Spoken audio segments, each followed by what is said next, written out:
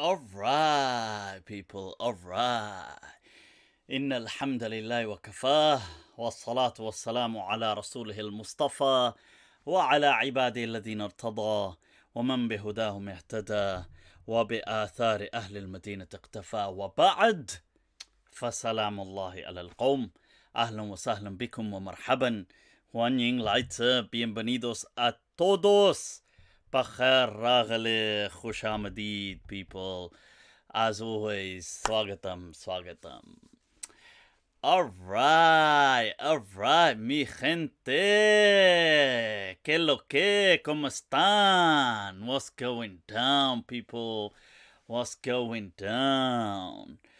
Let me just do a quick audio check. Is the volume coming through super awesome as always? Or somebody saying Hindi mein, अरे भैया volume आ रहा है कि नहीं? Is it? How come you not? What this one, man? In before the sex questions, straight away, into the sex question. What this one? Let me just check with the audio with me Facebook gente. What's going down? Is the volume loud and clear? Is it crystal, people? Good. Look at that. JS has just said it's good. I wanted to check here. The reason I was doing that is because I don't know why on my last Monday nights it just went weird for some reason. Lastu adri. No lo sé. Right, so somebody said volume is loud and perfect. Madi said, oof. Madi, what can I say? What do you think of Sheikh Indo? What is that about? Assalamu alaikum, Kazi. Alright, Imam Kazi. How you doing, man? Right, so what's going down? What is your views about erection? Huh? यार ये क्या हो रहा है बाबा? What are my views? As always, नेक ख्यालात हैं. I have very positive views about that. About erection of temple. Oh, erection of temple.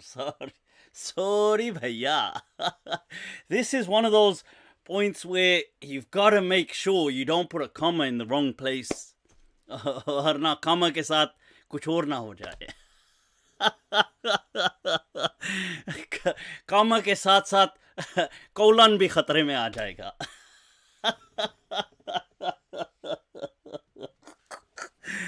This one not nice, my friend. This one, punctuation. So, right, we'll talk about that actually. We'll talk about the erection of the Indian temple, Hindu temple in Pakistan. Right, so what is going down? Somebody said he's getting happy at seeing you. Hi. Right, on that thought, people, we should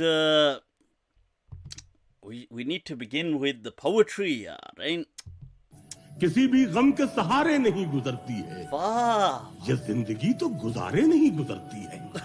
ये जिंदगी तो गुजारे नहीं गुजरती है. और मैं जिंदगी तो कहीं भी गुजार सकता हूँ मगर बगैर तुम्हारे नहीं गुजरती.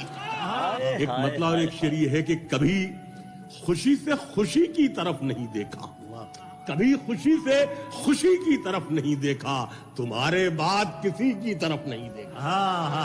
कभी खुशी से खुशी की तरफ नहीं देखा, वाह, तुम्हारे बाद किसी की तरफ नहीं देखा.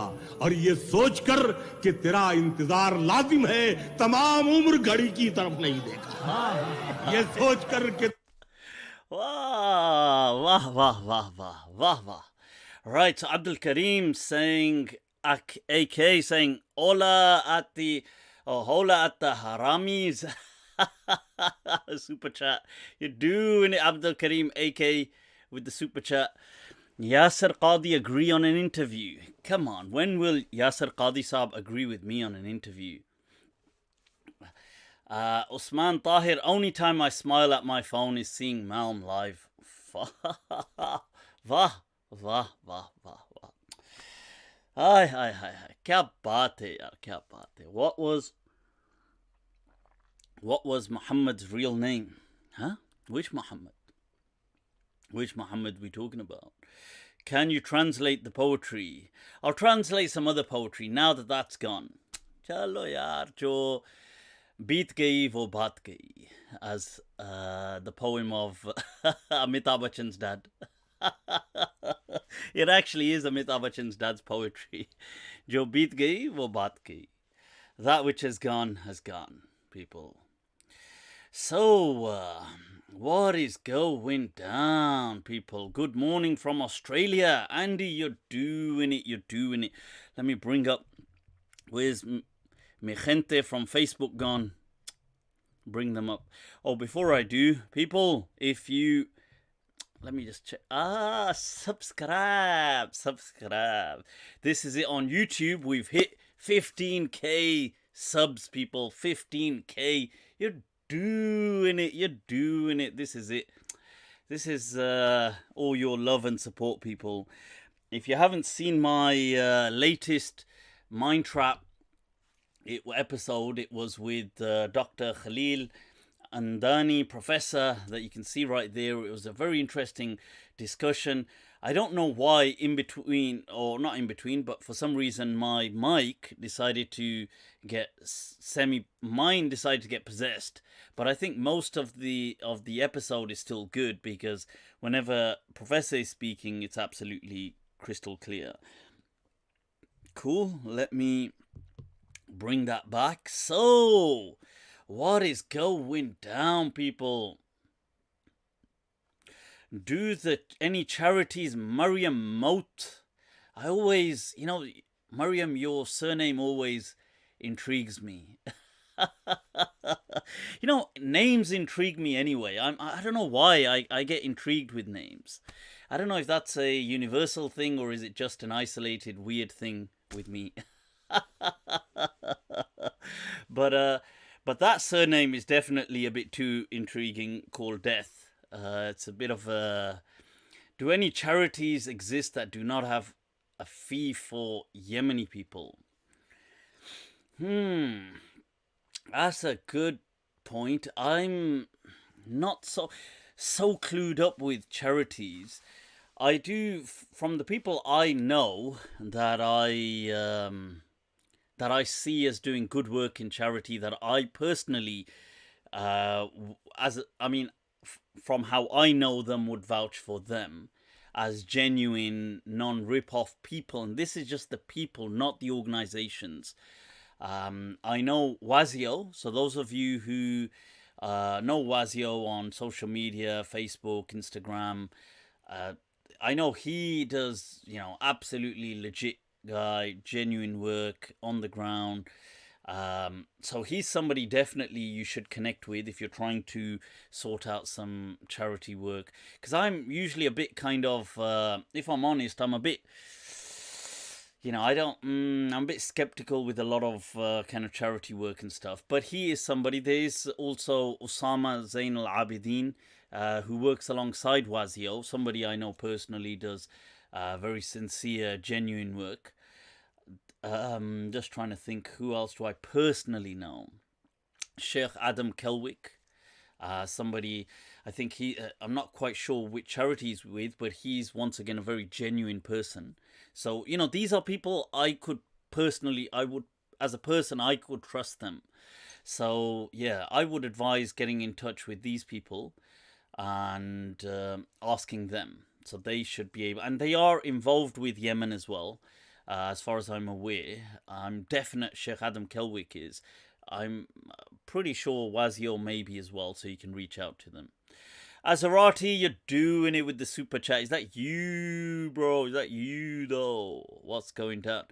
Mr. Miyagi is back, people, with a super chat. Look at that, Mr. Miyagi. He's saying, Mufti, I suffer from chronic illness. Inna lillahi wa inna ilayhi. And here we were cracking jokes. Mr. Miyagi, samihna. Right, so we all make a collective dua. May Allah grant you a swift and complete recovery, Ameen, and grant you ease no matter what the circumstances.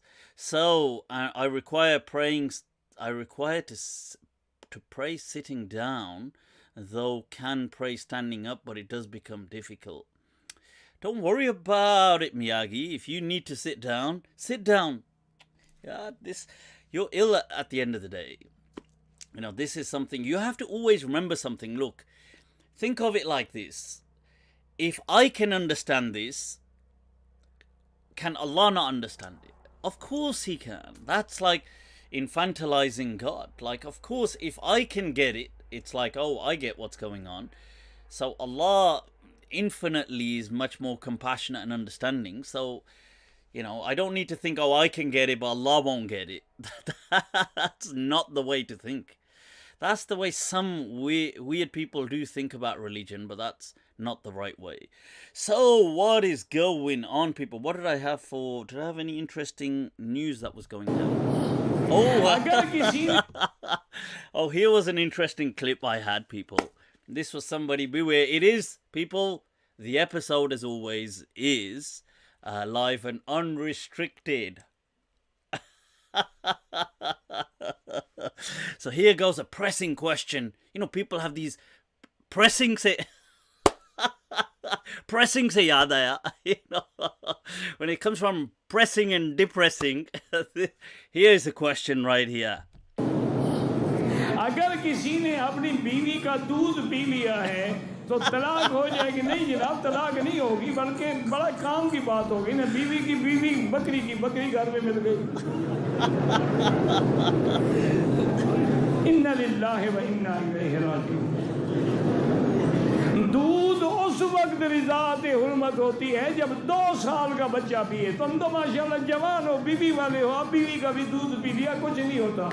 माशाल्लाह रोजाना पिया करो, ज्यादा हो तो कुछ रख लिया करो, दोस्तों को भी चाय बना के पिलाया करो।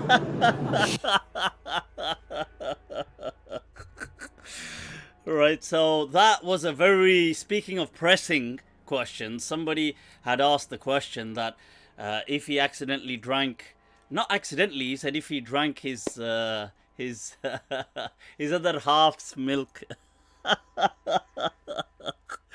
So these are the pressing questions. That's was Sheikh.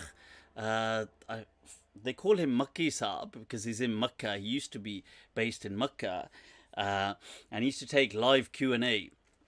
So you can see a pressing question right there in the Haram. Somebody's wondering that. Look, what? This is absolutely fine. Yeah. Can you guys just? So. He said, well, oh yeah, don't worry about it. In fact, you should get some and make some tea and offer it to the friends.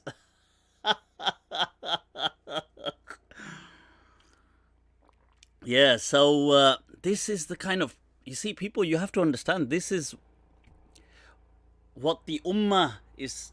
It preoccupies the precious thoughts of the Ummah. So, I'm not sure if this is funny or I should be offended. Well, the fact that you're not sure, just always go with humor. Whenever you're not sure, just always tilt towards laughter. Right, so people, do you believe in... let me come back to that question, Jonathan. Let me take this. What's this super chat saying? Kapil Patel is saying, do you think Jay Smith's revolutionary secret about the Quran is that he's about to reveal he was on David Wood's channel recently? I'm not sure what his revolutionary secret is. You see, Jay Smith and David Wood, I always keep mixing it up whether it's David Wood, isn't it? It's not in with the S at the end. David Wood. Their kind of angle is usually to show that, oh my God, the Quran isn't stable because there's variant readings. This what I refer to as the dynamism of the Quran.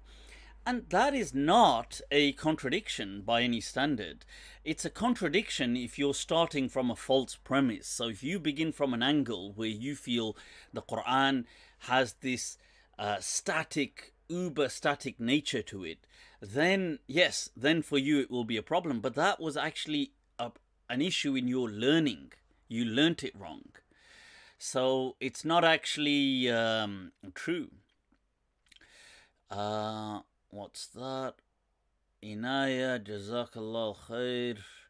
Oh, right. Was there a question about Atlantis or something? Oh, right. I'll come back to that in just a moment. I do find that very fascinating as well. Right. So I'm not sure what he's about to unveil. I'll kind of keep my ears and eyes open and see. But yeah. Can I change my city's name? Go for it, man. Go for it. Jay said that the Hafs Quran we have now is from 1924. Is he right? Okay, so so what he's referring to is the Cairo manuscript. He's not referring to the Quran. But yes, so for example, when you publish something, you base it on a particular manuscript, like an official manuscript. People kind of verify it and say, yep, go for it. So that's not all the Qur'ans in the world, but popularly throughout the Arab world, they will. So you'll see the Indian subcontinent Quran will be based on different they have a different typesetting to it sometimes. So the verses begin from different. It's the same Quran, but they have a different number of lines per page. So the verse which starts at the top of the page will be different depending on the number of lines you've got in one page. So the Arabic, they're all Arabic, but the Arab country Qurans, so the ones like that you see that are commonly printed from Saudi Arabia and things like this, they are all standardized. So they all kind of print exactly the same number of lines. Each verse, like if this verse starts at the top there, it will always start at the top there. It's always, whereas the ones in the Indian subcontinent will start with their own, they've kind of typesetted it differently. It's the same verses, but they've just, they've got a different number of lines. I've forgotten how many lines they have per page now. But the common Arabic printed Quran is based on the Cairo manuscript. But that doesn't mean the Quran goes back to 1924. The Quran goes back to the time of the Prophet. But this was the latest kind of what's the not revised ain't the right word, but once again, they made a version in the Ottoman just towards the end of the Ottoman Empire, made sure everybody was correct, and they wanted to send it to the printing press with the kind of new typesetting. So it's fine. This is not a contradiction. This does not mean that no Quran exists prior to that. Of course it does. And something that goes to show is that a lot of these Islam critics went on for decades. They went on for decades saying that the Quran was invented in the Abbasid era. Yeah, that it was never before the Abbasid era. And then some of them said, okay, it might have been towards halfway the ending or maybe halfway of the Umayyad era. Some said Abdul Malik ibn Marwan made it up. Some said his son Walid made it up. And there's no evidence for the Quran prior to that. There's nothing. And then comes the Birmingham manuscript, you see, which, even though it's only several folios, it's not the entire, but the people who are involved in that are saying that there's several others around the world that they are still working on. I forgot the name of one of the researchers, this lady who's due to publish her work. Now, that dates back to either the lifetime of the Prophet or just after into the Khulafa's time. How and those verses of Surah Taha and whatever are found in the Birmingham folio are exactly like our Mus'haf.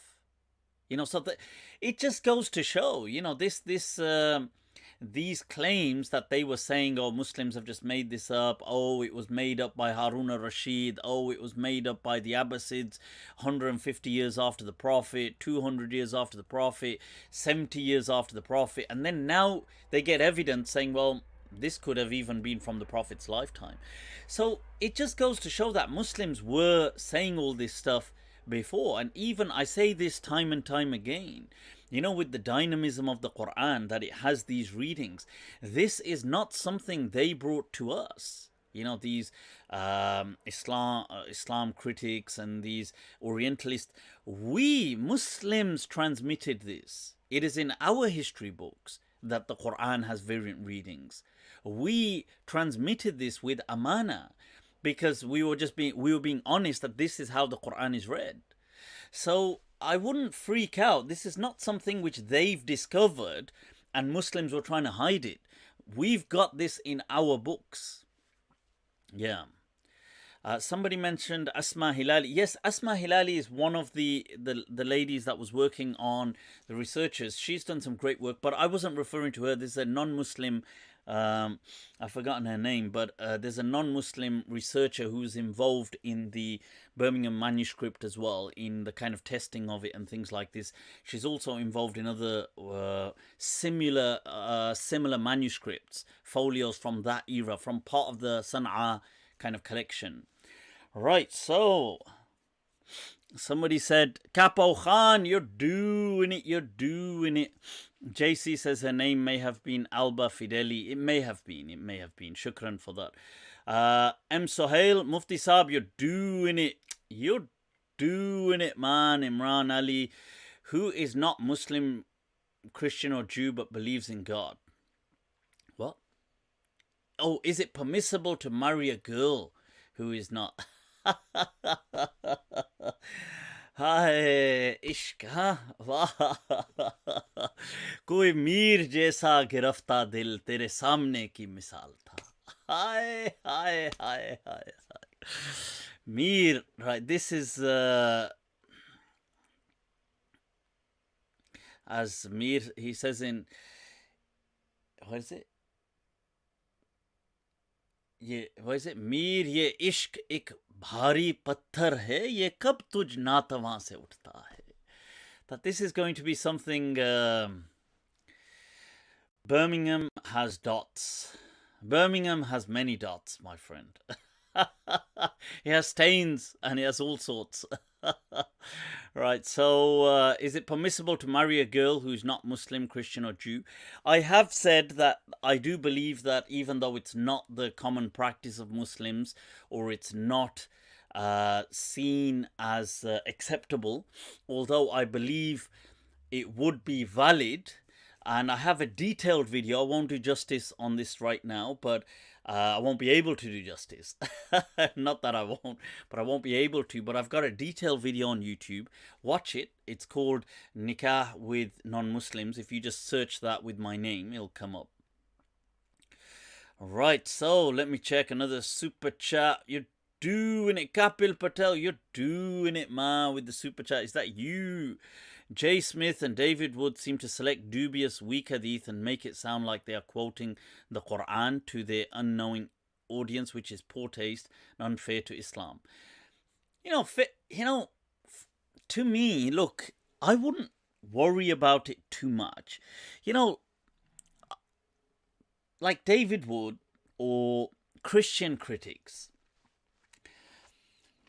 I don't see them as a threat. I think it's very... Look, in all honesty, if we're going to be honest here, let's be honest. I love honesty, people. I love honesty. So, if we're going to... Look, if we look, Muslims have been kind of, from debate perspectives, they've been for time on end thrashing Christians here. And sometimes even quite harsh against them, and justified that it was a reaction to what Christians were doing to Muslims. But the era, and I say, Ahmad Deedat was, Rahimah, may Allah have mercy on him and grant him an elevated maqam in Jannatul Firdaus. Even though his style today would not be palatable and would be seen in poor taste perhaps today by some. But in his time, you see, people like Ahmad Deedat, the way I can only describe him is he was an era. वो एक आदमी नहीं, एक दौर था. He was an era, kana ummatan, in the sense that he really gave Muslims a sense of confidence to come back at Christians. And and obviously he came back with a kind of brute force with him. But he he kind of revived a school of polemics, interfaith polemics against Christians. And Muslims have been kind of thrashing Christians on the back of that for a few decades now. So it's okay, like some Christians will come back now and they'll it's all right, they will try to have a little go and chalo chalta hai, it happens, it's like, obviously it's been happening for so long, and so they want to kind of have a little, let me get a quick little jab in as well. And what's the big deal? Christianity, in all honesty, has never been a threat to Islam. It's seldom ever that people have left Islam and become Christians because they've been convinced by the creed of Christianity. That has seldom ever happened. I'm not saying people haven't left Islam and become Christian, they have. But in most of those cases, you will find ulterior motives. So, for example, Muslims may have fled from Muslim lands and sought refuge in neighboring Christian kingdoms, and therefore embraced Christianity. And likewise, many Christians may have fled to Muslim lands and embraced Islam historically. But Christianity, from a polemics perspective, was never something so intellectually superior, because they had things which they themselves call illogical truths. 3 is 1, 1 is 3. This Trinity, which is at the core of Christianity, has always been a tough sell. Even till today, it is a tough sell. Like, it's very difficult to kind of like get that past people from a rational perspective. I mean, you can try to explain it, and it has an explanation. I'm not saying it has no explanation, but it's a hard sell. You got to be real. And Islam has always had that kind of a very soft sell nature to it. Yes, it has been kind of sometimes intimidating to people that Muslims have had. Sometimes it's been very appealing. They've had an exotic appeal. Sometimes they've had an intimidating, daunting appeal. But the arguments of Islam have been quite, they've been usually within reason, usually. So I wouldn't worry about things like that. Okay. Right, Ali Abbas, any good resources on advanced Arabic grammar studies? Alright, Ali Abbas, you're doing it, people. You definitely, I would say anybody serious about learning about Islam, you do need to study Arabic at some point. So, right, advanced Arabic grammar. I would say, look, in Arabic, you'd have to do it in Arabic. Things like, definitely go through at an intermediate level. You go through Qatrun Nada. Sheikh Abdul Hamid's kind of footnotes on it are usually helpful. Usually what people will do is they move on from that to something like they might do Alfiyat ibn Malik by Ibn Aqil, the Sharah. I would say that would be really sufficient. If you've done something like that, then read up different books. What I find more fun is reading books about ikhtilaf. Like, so there's Al-Insaf Fima Bain al-Kufiyin wal-Basrina min al-Khilaf is a really good 2-volume book by Abu Bakr al-Ambari. There's, I would say also, if you maybe read, what is a good application is maybe you don't have to read the whole thing, but let's say you take a commentary of the Quran from a grammatical perspective, like I'rab al-Quran by Nahas, And what you can do is just select verses or go through it randomly and see how he's applying the nahu and learn like that. I found things like this being really beneficial. I really love the book by Shawqi Layth called Al-Madaris Al-Nahwiya. So yeah, I was a huge fan of this, by the way, of grammatical kind of ikhtilaf, disagreements. Fawz Mut'abi, what are the pros and cons of each of the four schools? Whoa. That a question, man. Alright, let's come back to your question, Mut'ab. Right, so what's the... Tashif Huda says, what are the views on BJP and lynch mobs attacking Muslims and Christians in India? Heard you mentioning it in passing in other videos. Yeah, I mean, the BJP are nothing but fascists. I mean, racist bigots. And in my understanding, they have destroyed such what I would feel is a beautiful country like India. I think India is an amazing country with amazing heritage. If I mean, I suppose from the greater Indian history, all subcontinental people are Indian. So from that aspect, like if I ascribe to, let's say, that greater Indian subcontinent, I would feel that Muslims, I'm talking to Muslims as a Muslim, they should be proud of, from a heritage perspective, of everything that is there. The great Hindu heritage, the buildings, the ancient temples that have been built.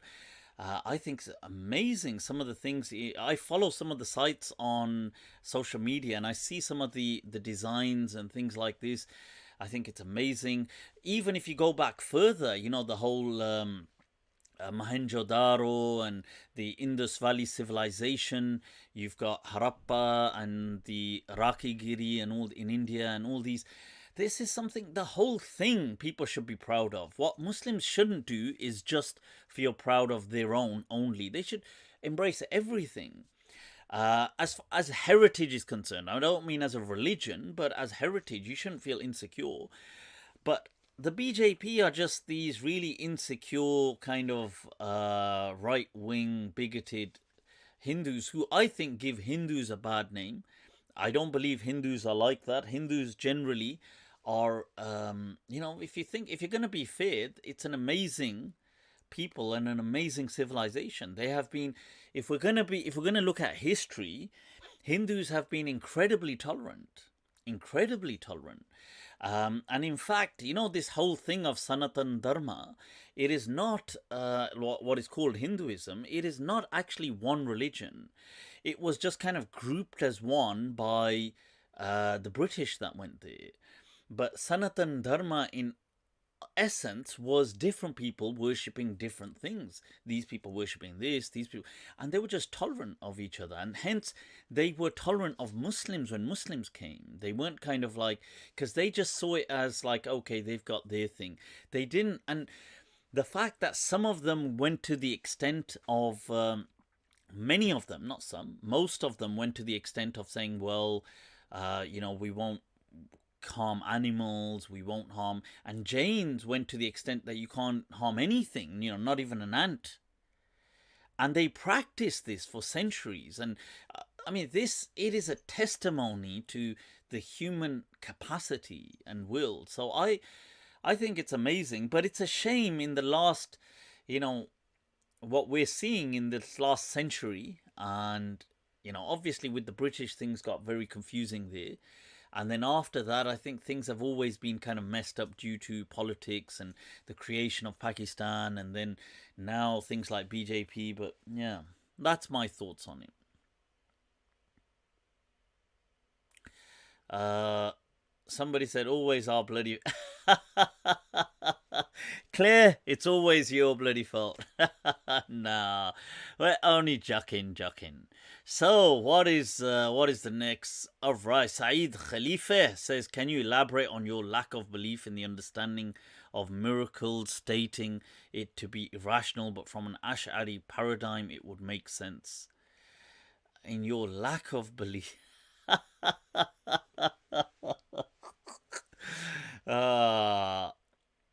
Kimberly saying, hey, Mufti. Hey there, Kimberly, you're doing it.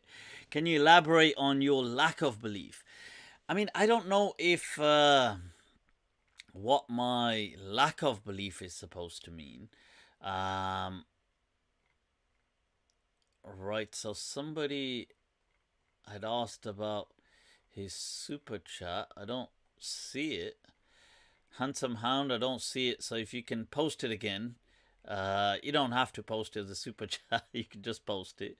But the question. So, so the lack of, it's not about the lack of belief. I've got a very detailed video. It's titled The Queen of Sheba and Suleiman. And it's called Narratives from the Quran, or how we should look at narratives from the Quran. And it's on YouTube, and in that I go into incredible detail on how to understand the Quran when it comes to stories. So it's not about I can't accept certain things. It's that we know the world doesn't work in certain ways. So there's no point just saying, oh, it did for one person. When we know Allah says in the Quran it doesn't work in that way. So that's my my kind of thoughts on it.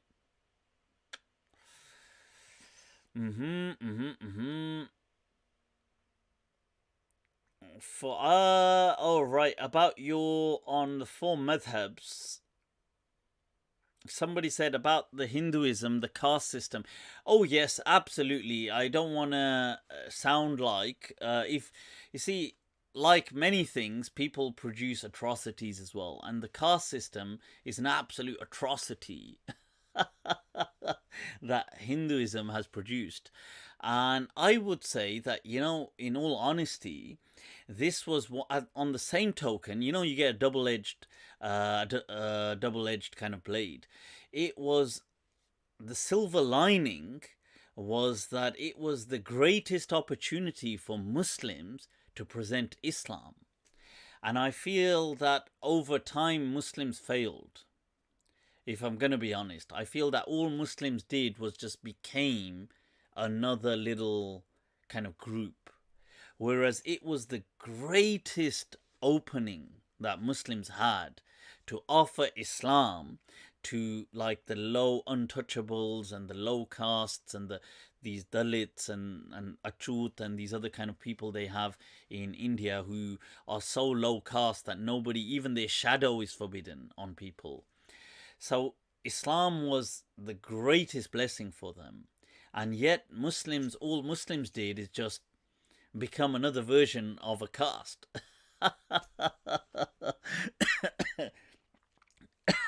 That's where you I think we have to give that this was the Muslims, they're coming to rescue it, the equivalent.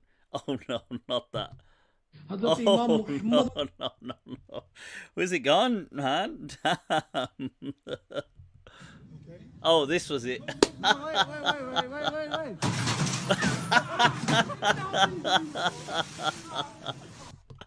That's the equivalent, people.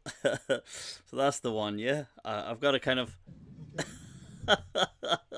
I know where it is now. Cool. So, Capo Khan, thoughts on creation of the peri-peri in Quran. Huh? Of the what? Of the peri-peri. Of the pen in Quran and quantum physics. What? You should do a video on this and evolution, Dhul Fawnain. Serious question. Thoughts on creation of the pen in Quran and quantum physics.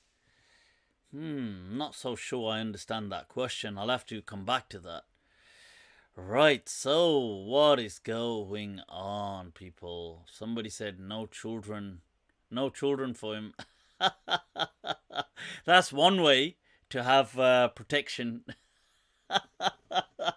Guess who's spending $0 on protection?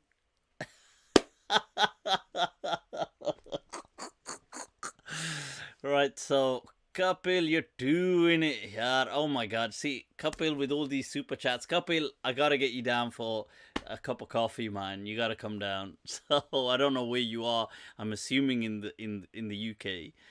Have you noticed Zakir Naik going the way of Asim al Hakim? He sounds like a nutcase. The other day he said Ertugrul is haram because women are not in hijab. Yeah, I mean, I've never been too fond of Zakir Naik, to be honest with you, and I just feel that the problem with people like Zakir Naik is that he never was a scholar of Islam, but even if he did get, he never really got that trained, I mean, to that level, as far as I'm aware, but even if he did, I suppose it would have just been Salafi Islam anyway, So Salafi Islam is, it's a very kind of like a blinkers view on, and, it's a very strange version of Islam to kind of live like that.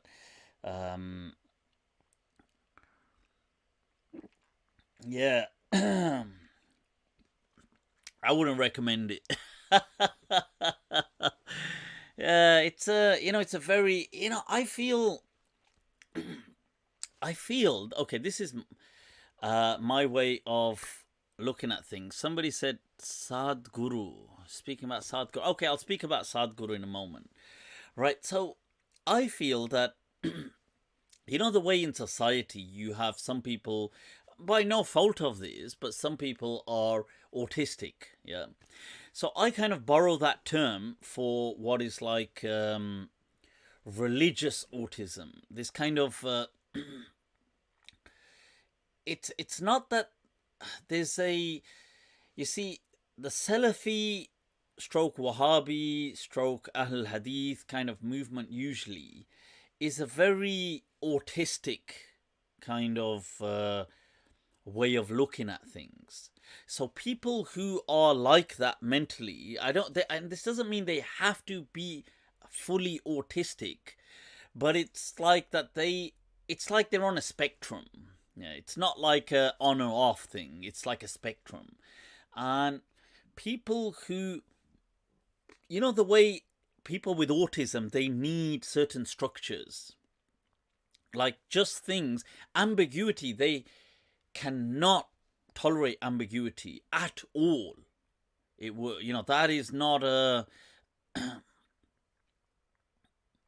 right. That is not, that is not at all something they will need certain, like, they will, like, let's say they've got stationery needs to be in order. They need to kind of have things placed in order. This is how they see the world. It's through this uber structuralism. And anything that breaks that will really disrupt their quality of life. So sometimes some people, they need to put things in their shopping bag in a particular way. They don't understand social cues. That's actual autism, the psychological kind of. And then there's a similar thing, but on a religious paradigm. That some people, they just need set structure in religion. They cannot have any ambiguity. And it needs to be like black and white, and they just need to be like that kind of, those are the people that are drawn to like Salafism or Deobandism or this kind of way of thinking. Yeah, because they will struggle with ambiguity, people like that. Mahin Mirza, £5 from Mahin. All right, some people are sending. Oh right, you know what it is. Shukran, all of you, much appreciated. What's this? Right. Right. Damn, that question's gone. Mahin, your question's gone. I was trying to read it, but it kind of just, and I can't reverse the Facebook questions. I can with the YouTube. Actually, I might. I sense the Urdu-speaking people of Karachi have shaped your worldview in some way. Do you agree? Can you elaborate? I wouldn't feel so. No, I don't think so. Um, no, I wouldn't feel that any of the. I mean, obviously, I lived in Karachi for many years, and I had many teachers who may have had some influence on me. Naturally, your teachers, to some extent, will rub off in the right way, rub off on you. Just in case you end up in the wrong madrasa, and that Qari Sahib is also rubbing off on you, and you're like, "Ye aap kya kar rahe hain?" And he's like, "Yaar, jahil, main rub off kar raha hu."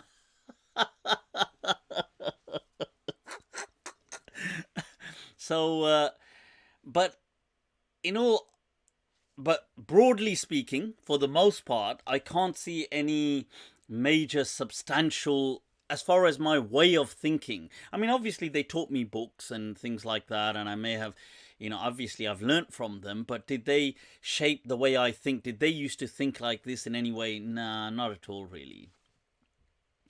Handsome Hound says, Islam war or tolerate what?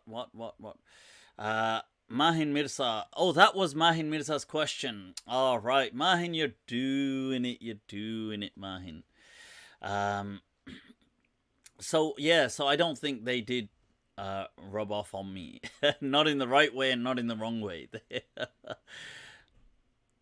Some handsome hand goes, look, I've posted my super chat twice now. Well, 3 times is a charm, apparently.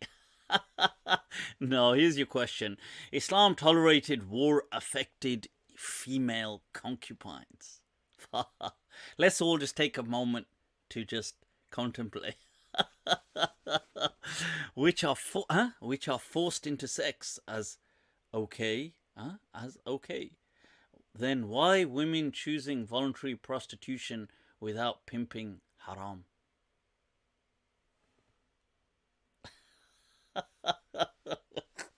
Let me reread the question. I tell you what, let me take a sip of this coffee here. Ahora. Venga. Let's see. Islam tolerated war-affected female concubines which are forced into sex as okay. Then why women choosing voluntary prostitution without pimping haram? Right. So why is Islam forbidding prostitution when it's not forbidding concubines? Have I understood? If sex slaves are allowed, then why not prostitution? That's see? Right. So, what an interesting question. Handsome Hound is always there as the union rep for our fellow citizens and those who work a difficult life, sometimes on the streets, sometimes in other places, as Handsome Hound would know. But why after all that hard work do we still call their work haram?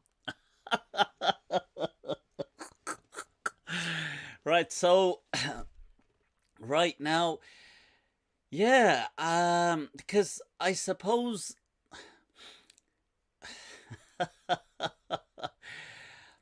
you see, it's an interesting question from an angle. I get that, what you're saying. But you see, prostitution, why would Islam allow that but wouldn't allow prostitution? Because I suppose it saw, maybe not in all prostitution, to be fair, maybe not all prostitution is like, and maybe some prostitution in some liberated countries today is not kind of forced and things like that. So I would say maybe like in the Western world, even here I think you will find some that is kind of being forced and things like this, but it's just not apparent that it's being forced. But there may be a considerable amount of prostitution in this part of the world, in places like America, maybe in Europe, that is voluntary. And people are doing it on their, just because they want to, or maybe they enjoy the job. They like, choose a career that will bring job satisfaction. I mean, the amount of men that would think, what? Is that a career or what? To become a gigolo.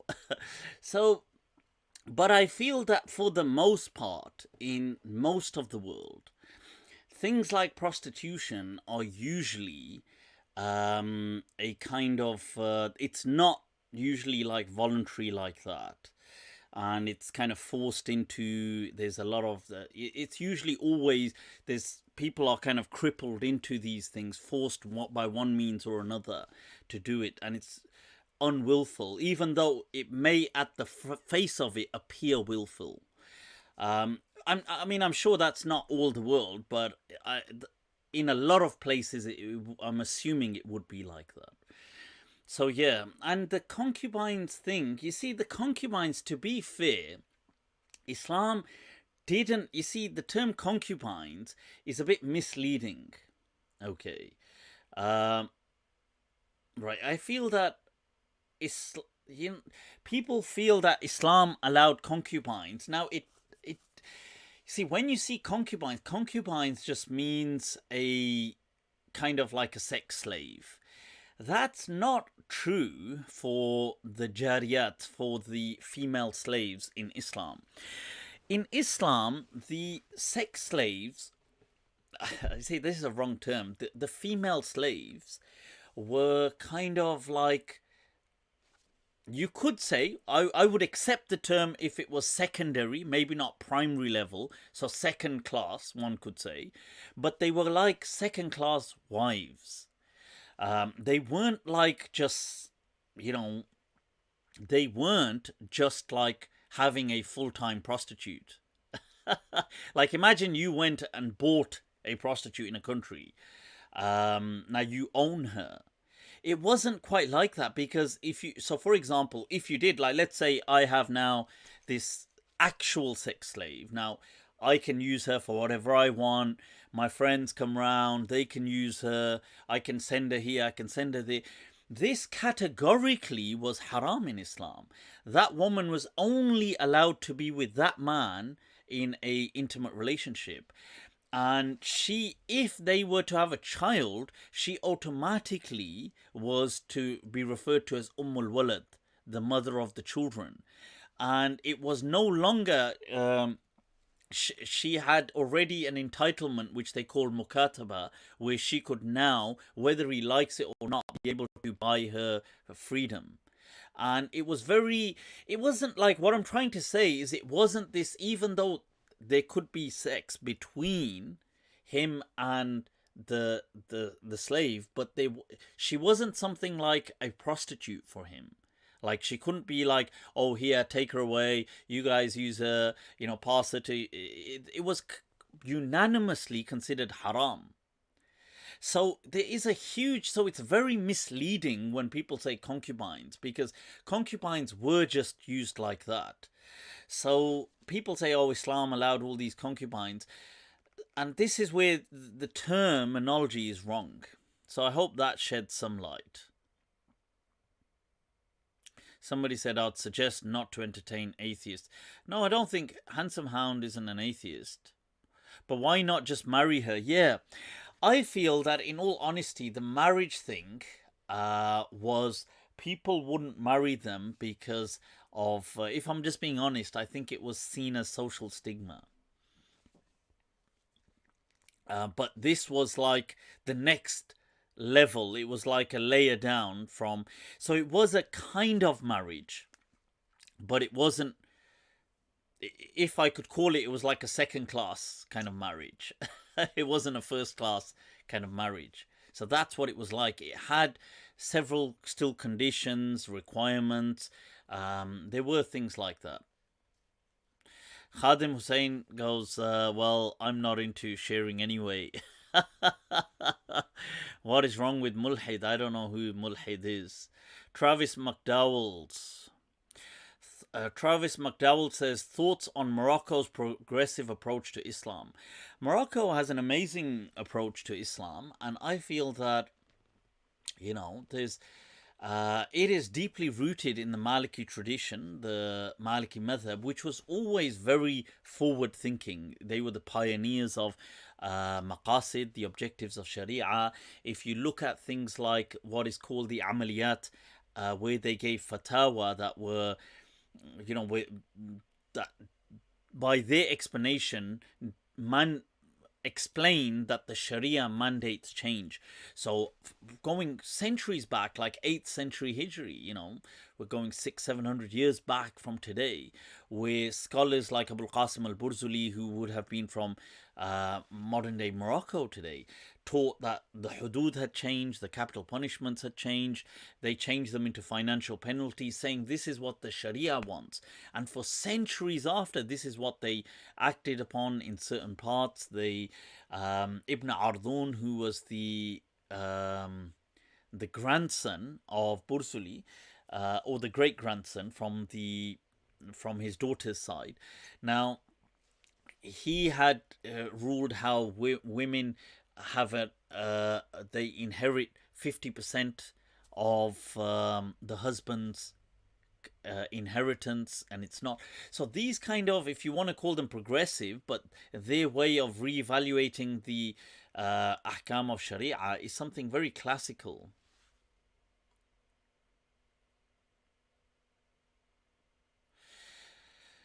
Anytime you need my services, lol.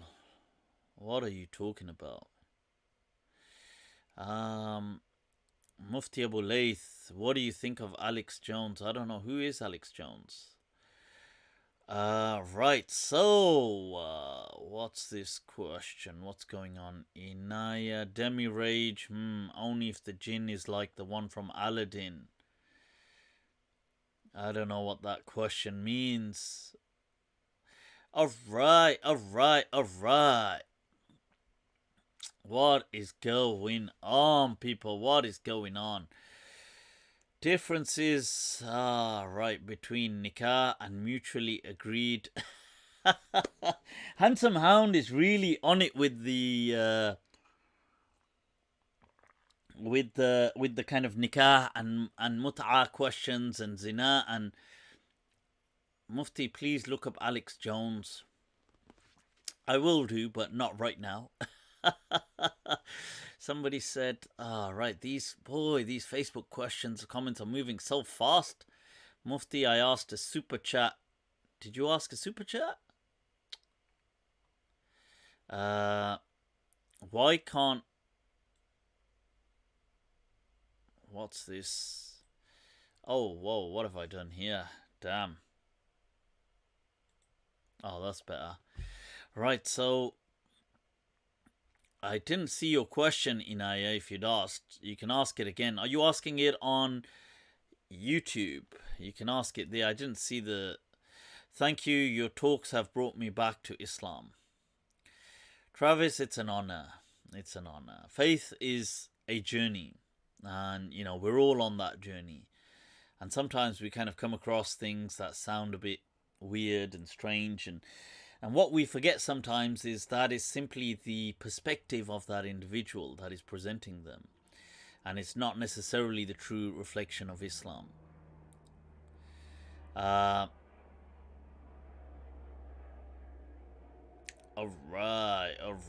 So... Right. What is going on? Wow, so many... The comments on Facebook are moving so fast. They're just moving way too fast. Mufti, can you pray for me to marry my crush? Right, let's do a collective dua. You know what? I think for us to do a collective dua, share a photo of your crush. Wait, can you share photos in comments? Women, why can't women have concubines? I would feel that, truly speaking, they ought to be able to. I don't think anything in Islam truly prohibited that. I just think Muslim culture kind of forbade it. And I think in the time of Umar, they say that he kind of condemned a woman, I think she was a companion, who was having sex with her male slave, and then she said, well, where does it say it's haram?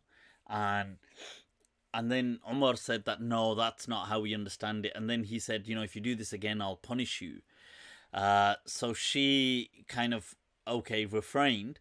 But I feel that was just Umar. If it's true, then it was just Umar radiallahu anhu's ijtihad. It was his way of looking at the Quran. Because I understand that generally in Arab culture they didn't like the thought of their women with other.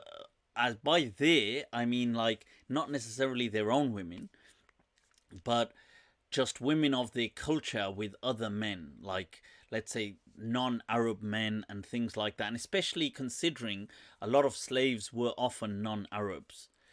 So this is, and hence you see even the whole that great tragedy of Nakbat al-Baramika.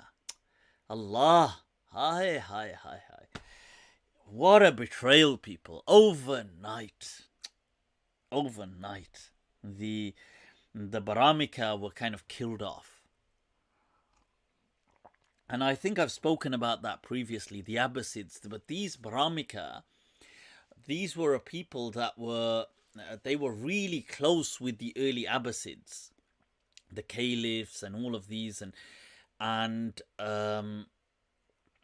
Harun al-Rashid, I believe, isn't it? Harun al-Rashid's sister was due to marry one of the main Baramika. I believe his name was Abu Ja'far.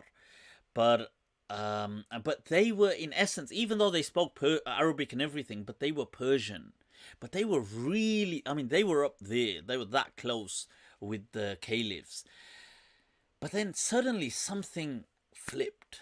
And overnight they had all the major Baramika wiped out. Wow, it was, history, kind of Islamic history, it witnesses one of the greatest and most brutal acts of betrayal overnight, people. Wow, what a tragedy. And it's known as the tragedy of the Baramika. And it's really fascinating though, because they have him, the main, his name slipped my mind now. I think it's Abu Ja'far, but the main one who's due to marry Harun al-Rashid's sister, and they're not quite sure what his problem was with that Barmaki, and they feel it may have been the fact that they just couldn't tolerate the thought of their women, an Arab woman, his sister, with a non-Arab man, even though that guy was his best friend. He was like really close with the caliph. But yeah, fascinating, fascinating. Ismail Akram, thoughts on Ibn Rushd? You're doing it, Ismail, with the super chat. Thoughts on Ibn Rushd and his stance on Ghazali? Yeah, Inaya, excuse of not knowing who the father is doesn't apply to barren, childless women. So women who use birth control even back then, or women who use, yeah, I mean, I'm not sure what the question in that Inaya is. But I agree. I mean, yeah, women. That was one of the core issues. Was usually about things like that. Was about being able to have children. But you have to remember as well, back then it wasn't exactly possible to know whether a woman was barren or not. Like, it could have been the man. Like, they don't know. It could just be the man she's with is infertile. So, right, there was a question I was just about to answer before that, though. Oh, Ibn Rushd. Yeah, I mean, I rate Ibn Rushd. He's a legend to me. Averroes from Muslim Spain. And yeah, Ghazali is good, but Ghazali, you see, he kind of overdoes it, I feel. And Ghazali has different sides to him, you see. He has this kind of like he's almost a bit bipolar sometimes, He has this very, kafir side. And then he has this very kind of like cool, compassionate side to him. So I don't, but he writes this book, these philosophers are kuffar, they're kafirs, and they don't believe in this, and And he was attacking Kindi and Farabi and Ibn Sina and things like this, and obviously Neoplatonism. So Neoplatonism, those of you that ain't familiar with it, is that it's basically, you've got the ideas of Plato. Now, Plato's popular for many different views, but one of the main things he's popular for is the concept of the forms, and this, that everything you see here in essence has this, so it has an archetype that exists, actually exists. So let's say anything like an animal, you could say a lion, like all lions, but horses or dogs or anything, humans, anything. There's different, so many different lions. To us, they may look the same, but I'm sure to each other they don't look the same. But the point is that why do we? Okay, lions are very similar, but let's say you took horses or dogs, they to us will look different as well to some extent. Now, why do we identify each one as a dog? What Plato believed was because there is this form, this universal, which is a dog template, this archetype.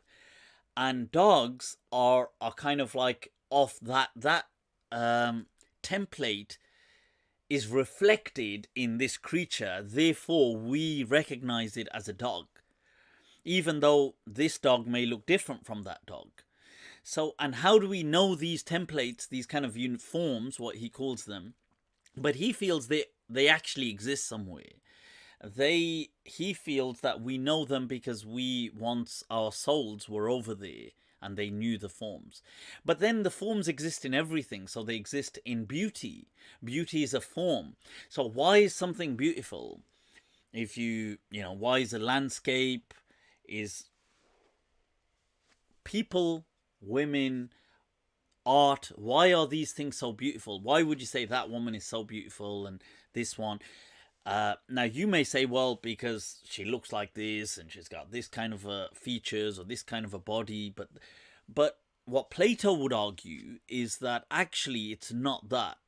What it is the form of beauty is found, reflected, or it's part of it is captured by this human being or by this landscape or by this whatever it is, and therefore you recognize beauty. So that's anyway Plato's thing. But then along comes several hundreds of years later, you get this another philosopher, an Egyptian actually, Plotinus, and he comes up with this this kind of this emanation theory, that there is basically, the way you have these forms, you have this the one. I know a moment ago somebody was asking, he wants to get married to his the one, but so the one is from which everything is the ultimate, and the one, Plotinus says, is like, basically he's saying it's like God, and everything comes from that the one. And what the one does is it kind of, from it emanates this, you get from it comes this thing which he calls the kind of the nous, or the intellect, and from that emanate souls which come into people as well. So this was known as Neoplatonism, and then some Muslim philosophers kind of took that on board, and they call it fiyud in Arabic, this kind of faith from Allah, that emanation. And they obviously Islamicized it. They put the Islamic angle on it and stuff. And then this is what Ghazali kind of takes out his machine gun and goes, say hello to my little friend. Kafir, kafir, kafir, kafir. And he kind of really tries to kill this off. The irony is that he doesn't kill it. He kind of, you see, this is the amazing thing about history. He sends it underground because he tries to kill it. And what he does do is he kills it with the philosophers. But it finds itself emerging again where? With the Sufis in Islam.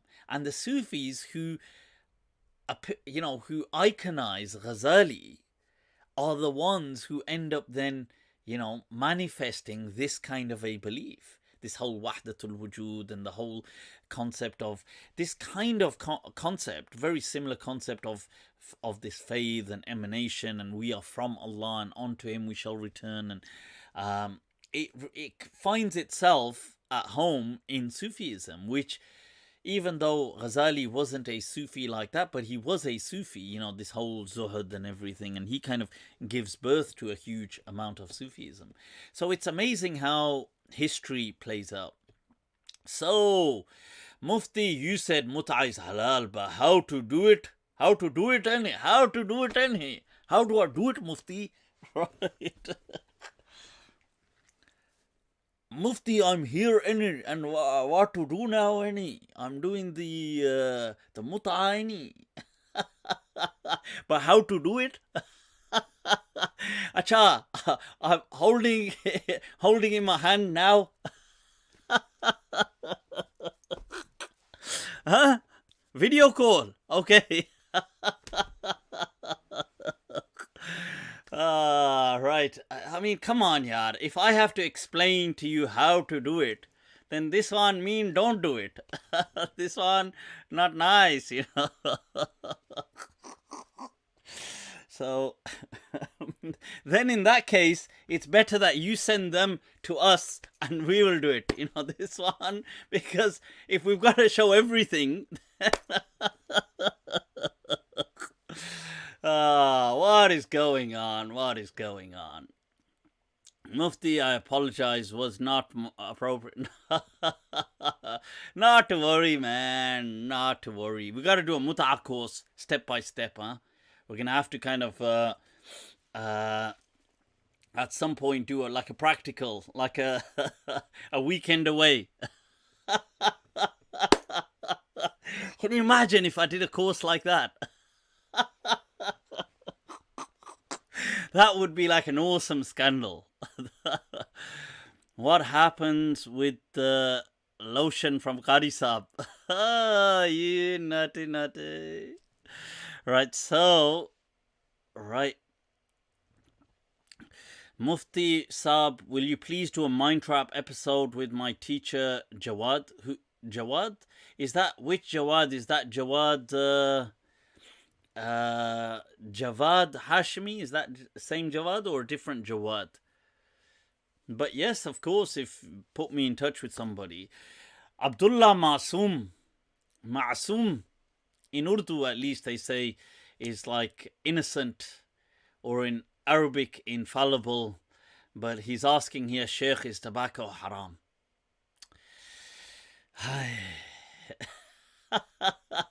Neither innocent nor infallible. Rather, he fell victim to a plant. Come on, one would think you'd fall victim to something, of great mesmerization, something but to a plant? Chalo yaar. Right, vale, huh? No, it's not haram. Tobacco is not haram. Right, thoughts on the works of Dr. Israr and Noman Ali Khan. M. Sohail, you're doing it with the super chat. Right, so, right now, yeah, I mean, Dr. Israr Ahmed, he's influenced many people. I think he's definitely done, that, I suppose that speaks volumes, doesn't it?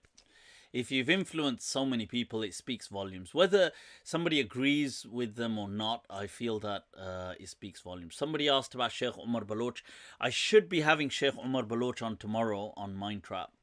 So do check that out. Yeah, I guess that speaks volumes, If you, there's an Urdu poet, Akbar Ilahabadi. Allah, मैं हूँ Akbar Ilahabadi. Those of you that remember that, what film is that? Yeah, Umar Akbar Anthony. Tera daman. Right, so, yeah, so, there was in his time, Sir Sayyid Ahmed, and they, people used to criticize Sir Syed Ahmed for being a modernist, and I think he was I could be wrong, maybe he was a self-proclaimed modernist who openly said we are modernists and things. So yeah, and but he says about him after he passed away, he said, "Hamari baatein hi baatein, Sayyid kaam karta tha." And I feel that is that's an amazing praise for someone. He said that, after all we did was, our words were just simply words, but what we can't deny is that he had action to him. Like he, there was action with his words. He was a man of work, of a work ethic, and I feel that, yeah. So, I mean, I haven't really studied Dr. Israr Ahmed, but he has influenced many people, so that's great. Mufti, answer my question. Okay. How is tobacco not haram?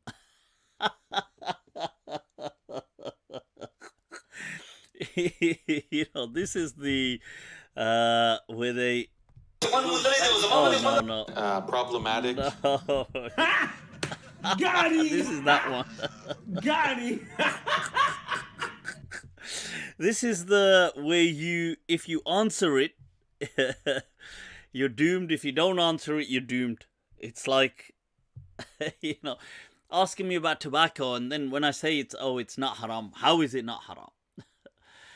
So, what is going down, people? What is going down? All right, so let's do a review.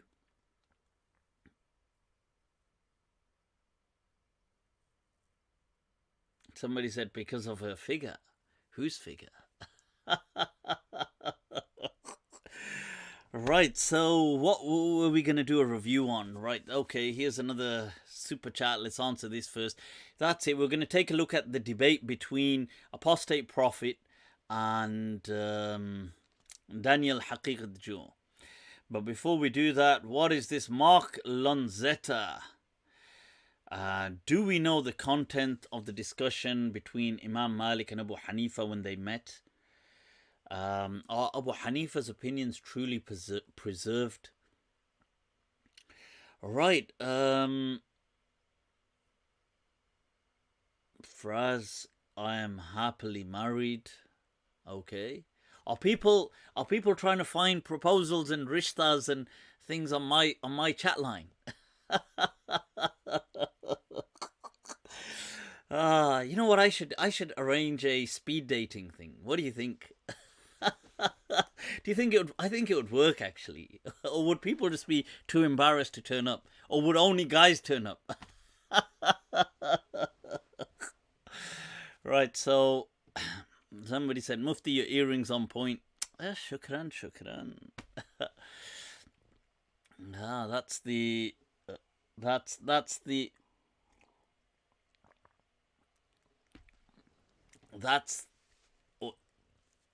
as expressed by the legend Mir Taqi Mir, where he says, "Hale bad na guftani hai mera, tumne pucha to mehrabani ki."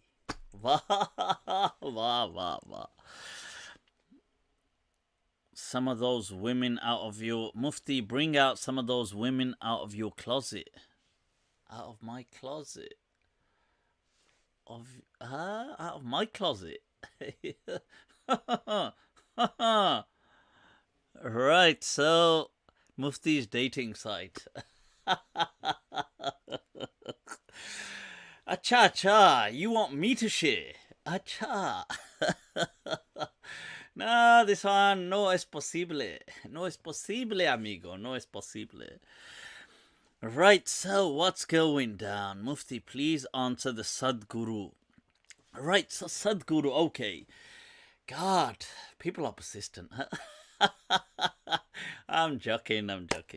Sadguru, yeah, I do like him, but I feel that maybe he was always like this, or I recently kind of came across some of his videos. He seems to be a bit kind of like, comes across quite right-wing. or maybe it's just videos I've seen, but he comes across quite a bit like very anti-Islamic and Islamophobic almost, and in some videos that I've seen of him on YouTube. So I've not really liked that. I had pictured him as a very kind of liberal, open-minded person. I think he is open-minded to some extent, definitely is, but the liberal thing and very tolerating part, I think is not entirely accurate based on some of the clips I've seen of him. He seems to support some right-wing Hindu fascist claims that you get today, political claims, and very anti-Islamic, anti-Muslim ones, speaking of this, oh, how Muslims colonized and India and all this kind of stuff. And I find it very propaganda, so I don't really like that, no. Yep, so I hope that explains. The question mark about Imam Abu Hanifa and Imam Malik, no, their dialogue is not preserved. All we know is they did meet. They did have an exchange on more than one occasion. I think they weren't convinced with each other's arguments. Imam Abu Hanifa I think he kind of played off Imam Malik's knowledge and stuff. He kind of referred to him as just a kid, and I think Imam Malik kind of disses him for saying he's very intelligent but he's not grounded. He kind of disses him like that. Tit for tat. They're like so they but they had an admiration, like they acknowledged each other, put it like that. They acknowledged that the person, he definitely sits at the table, but they just didn't buy into each other's angle of argumentation. And yeah, what was the other thing? The other part was, where's the question gone? Are his opinions preserved? I feel his opinions are preserved by and large in the Zahir al-Riwaya and things like this, which are in the Hanafi, the 6 major texts of the Hanafi madhab. Right, what's this next? Abdullah Karim AK is back with his super chat. You're doing it. Answer Poke Mumbury. Who the hell is Poke Mumbury? Greetings, Mufti. I have a question. Is it in Islam, is it haram to have dogs as a pet? Right, okay, so I've answered this previously. I've got detailed response to it on YouTube. I don't believe it's haram to have a pet dog. There is literature about dogs and things like that in Islam. I feel that was because of some of them having rabies, or they had some kind of a disease, and I feel it was rabies. That's what other people, scholars have said as well. And the Prophet saw that they were really close to people. They had this really this affinity with their dogs, and because it was dangerous, he said those things like, oh, if a dog is seen if it's in your house, an angel won't enter. And then he saw that some of them still didn't listen, and then he said, well, if it licks the bowl, you have to wash it 7 times. But that was more hygiene purposes and medicinal. And then on some cases, there were some particular dogs that was said to put them down. The Prophet said to kill them. And that wasn't because he generally had a hatred for dogs. That's not true. But it was that they were certain. And, Imam Mazari and other people do speak about that as well. And this is why the Malikiya, Imam Malik, did not consider dogs to be impure, and many Muslims kept dogs, especially for hunting and things like this. So it wasn't impure. And the fact that Allah speaks about using dogs for hunting, So how do you use dogs? You obviously keep them, you breed them, you take care of them, you teach them, you feed them. I mean, this is how you're going to have hunting dogs. You're not just going to have hunting dogs one day. You know, there has to, on the back of it is a whole kind of industry is a strong word, but it's a market of, or an audience of people keeping dogs. Yeah. Yeah, so it's nothing to do with Tahara either, because according to the school of Medina, all life necessitates purity. So dogs are pure, as are pigs pure. So if a dog licked your bowl, the bowl of, you know, some water and things like this, I know according to the other schools, or if it licked your clothes, it becomes impure. But according to the school of Medina, it's not impure. It's fine. It's nothing. It was just a hygiene issue. It was not a ritual purity issue. That's according to the school of Medina. And pigs, although they are haram, but they're not impure. So if a pig licked you, it wouldn't. It's not something your hand. It doesn't become impure according to the Maliki madhab, the school of Medina. Right. Okay. I hope that answers that. Let's see. What's going on, man? Danny boy! Saif Farid says, many Dawah people refer to the Quran providing reference to the Big Bang theory. Say the theory is disproved. Where do or should we stand? You see, it's not about it being disproved. Because the way, maybe our understanding could be enhanced, but the way we know scientifically that the way matter is expanding and the speed at which it's expanding, we know that you see, you can rewind that, like mentally and mathematically. So you can see that, like if something's moving away and it's moving at such a speed and it's all expanding, well, you can play it in reverse and see that it would go back to a particular point. So it's not that this is just a theory, but it's based on scientific facts that are observable of the expansion at a given rate of the universe. Now, also how matter emerges. Matter has emerged from energy. So, you know, when they say, where do things come from? Where do rocks come from? Where do these things come from? This is energy. See, energy at a certain speed will convert. I mean, energy is the whole popular thing of E equals mc squared was to demonstrate that matter in essence is energy. So the question, when it began, was there a big bang? I mean, I don't know whether there was a big bang, but people call it the Big Bang. In the Quran, it doesn't say it was a big bang, but it says that do they not see anna samawati wal ard kanata ratqan fafataqnahuma, that this was something in essence that was kind of just clenched, but we cleft them asunder. Do they not see that? Which people say is an ishara, is an indication to the Big Bang, and that's fine. And you know, if science enhances that theory of saying, well, it wasn't a bang, it was in a particular way, then fine. I mean, it doesn't clash with the Quran in any way. Right, right, all right, people. All right, so let's talk about this. What I did want to show. Fear of me. Right, so we've got here. This was a debate, people, that went down between apostate prophet, and that's the guy on the left there that you can see.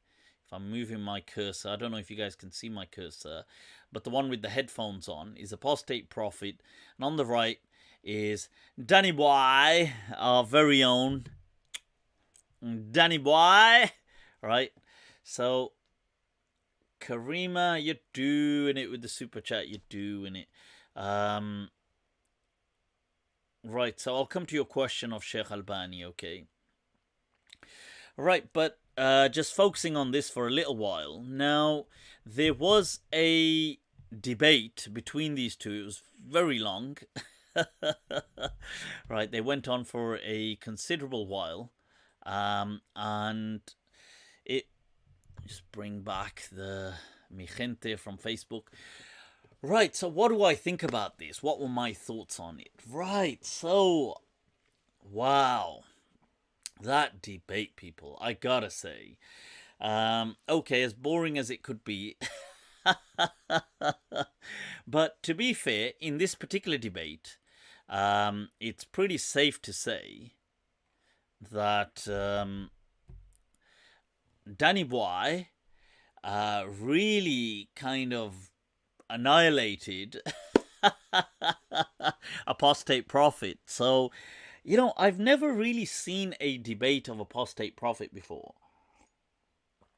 I've seen some clips of his here and there. I don't follow him closely or anything, but occasionally I've seen some clips of his on YouTube. And I watched this and I thought, well, okay, go on then. So many people said to me, Mufti, have you seen the debate between Danny Boy and apostate? I've forgotten apostate prophet's name now. Razwan, I think, was it?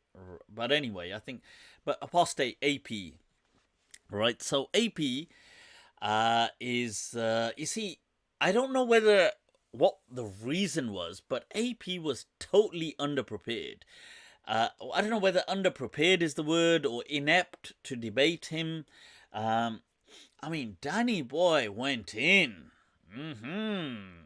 Danny Boy was like, Danny Boy! He was like,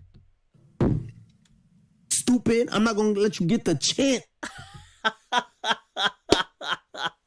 Danny Boy was like, stupid! I'm not gonna let you get the chance, stupid. He just went in. Wow, take no prisoners. He was like, the only thing I'm gonna take away from here is just what the right hand possesses. There's only concubines, otherwise there's no slaves I'm taking away, no prisoners of war here. There's just like annihilation. Oh God! But it was seriously, it was quite amusing. But the arguments, I don't know what. So my thoughts on it were that, first of all, I think Danny Boy clearly won. He did a Rambo on him, but I feel that not because his arguments were necessarily good. It was just that his opponent was so weak.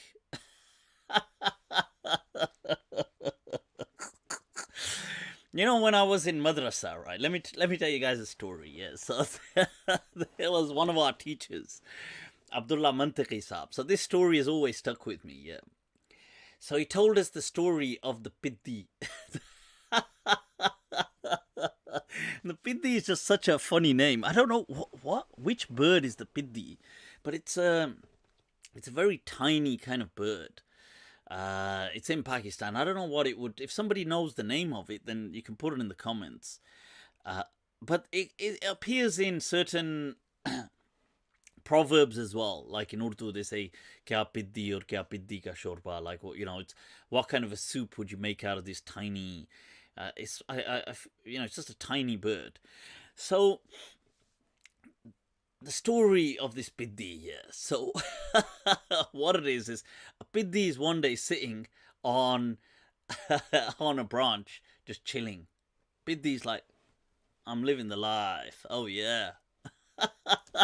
And all of a sudden, no, it's not a robin. It's not a robin. It's much smaller. It's like a small. So what happens is some strong wind comes by and knocks the Piddi off the branch. So the Piddi goes flying. And the Piddi goes, whoa, people, there's a storm. That's come, a storm. And what happens? As the Piddi falls, like some leaves fall off the branch as well. So this big leaf is coming. And the Piddi, I think somebody said it's called a wren. It may be. Right, so the Piddi, what it does is it sticks up both of its legs and it catches with its legs. It catches the leaf, but it doesn't realize it's the leaf because it's so big. It thinks that the sky has fallen today. And the Piddi says, Yar, you know what? Today the whole sky fell. But alhamdulillah, I caught it. Otherwise, what what would have become of civilization, only God knows. And then the Biddi kind of kicks off, it kind of like does this backflip, kicks off this leaf, and it falls aside, and it thinks, alhamdulillah, another day for civilization. Thank God, things like that. So this is the situation going on with the Biddi. So Danny Boy, it's not that his arguments were so good. It was just that his opposition was so weak. So he kind of like, obviously he decimated. He did a number on AP, on apostate prophet. Now, to be fair, he begins the debate by saying that, look, he speaks about, Danny Boy speaks about, you've got, look, values and liberal values are being imposed brutally all around the world, and apostate prophet kind of challenges some of this and says, well, what do you mean? And he says, well, do you know how they got there? How did they get these values? Through brutal force. And he kind of from here digresses onto colonialism. So the interesting thing, the weird thing here is apostate prophet for some reason starts defending colonialism, which I was like, I don't know why anybody is so warped to start defending colonialism. Like that what was wrong there was wrong. So anyway, that becomes, so here Danny Boy immediately gets the higher ground, because if the opposition is defending colonialism, it's easy to batter down colonialism. Oh my God, this tyranny and this oppression and this and statistics and blah blah blah blah blah. So obviously he's like, he's doing the flying kicks at him and the chops. From there, they get on to this discussion of, he says, homosexuality. How can they allow homosexuality in these societies? These societies are Western liberal values are being imposed. This is as brutal. And they give examples of, he says that Brunei said it was going to stone the homosexual people, and therefore the rest of the world imposed sanctions. And this is the brutality of this day and age. And apostate prophet tries to say, well, this and that, and he's quoting this book. Danny Boy's quoting this book, that book, and then he brings up family values. He says, well, family values, for example, yes, today the West are against family values there, this statistic about single mothers are, their children are suffering, all these people, psychopaths, blah, blah, blah, blah, blah, according to these statistics, or from broken homes with single mothers, they were from this. And he's quoting this book, and they were mainly all kind of, they weren't religious books, they were just regular kind of, just regular English books that were written on these kind of sociological topics.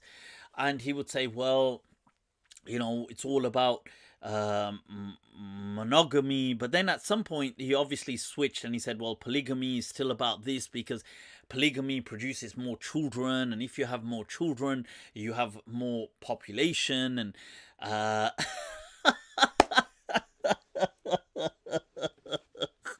I don't know how, to be fair, I don't know how he arrives at these kind of, he was like, well, that's just obvious. Danny Boy was like, that's obvious. And he was clearly the dominant one in that discussion.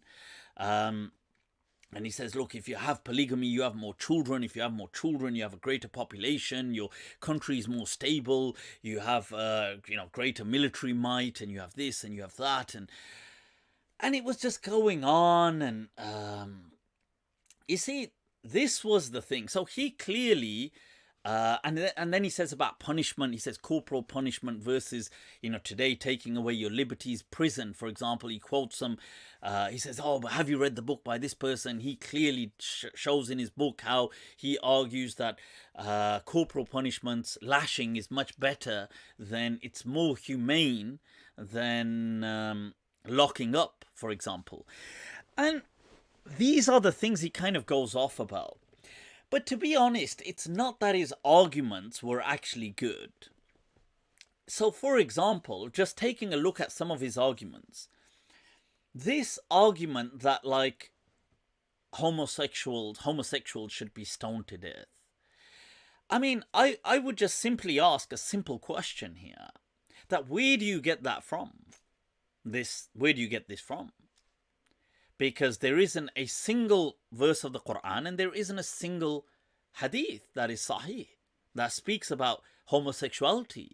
So where do you get this from? So you're going to say, well, we base it upon this verse of zina. And you say, well, the verse actually says zaniyatu wa zani, speaks about a female and a male. And they'll say, yes, but this is by analogy. So you say, oh, so by analogy you feel you can take life.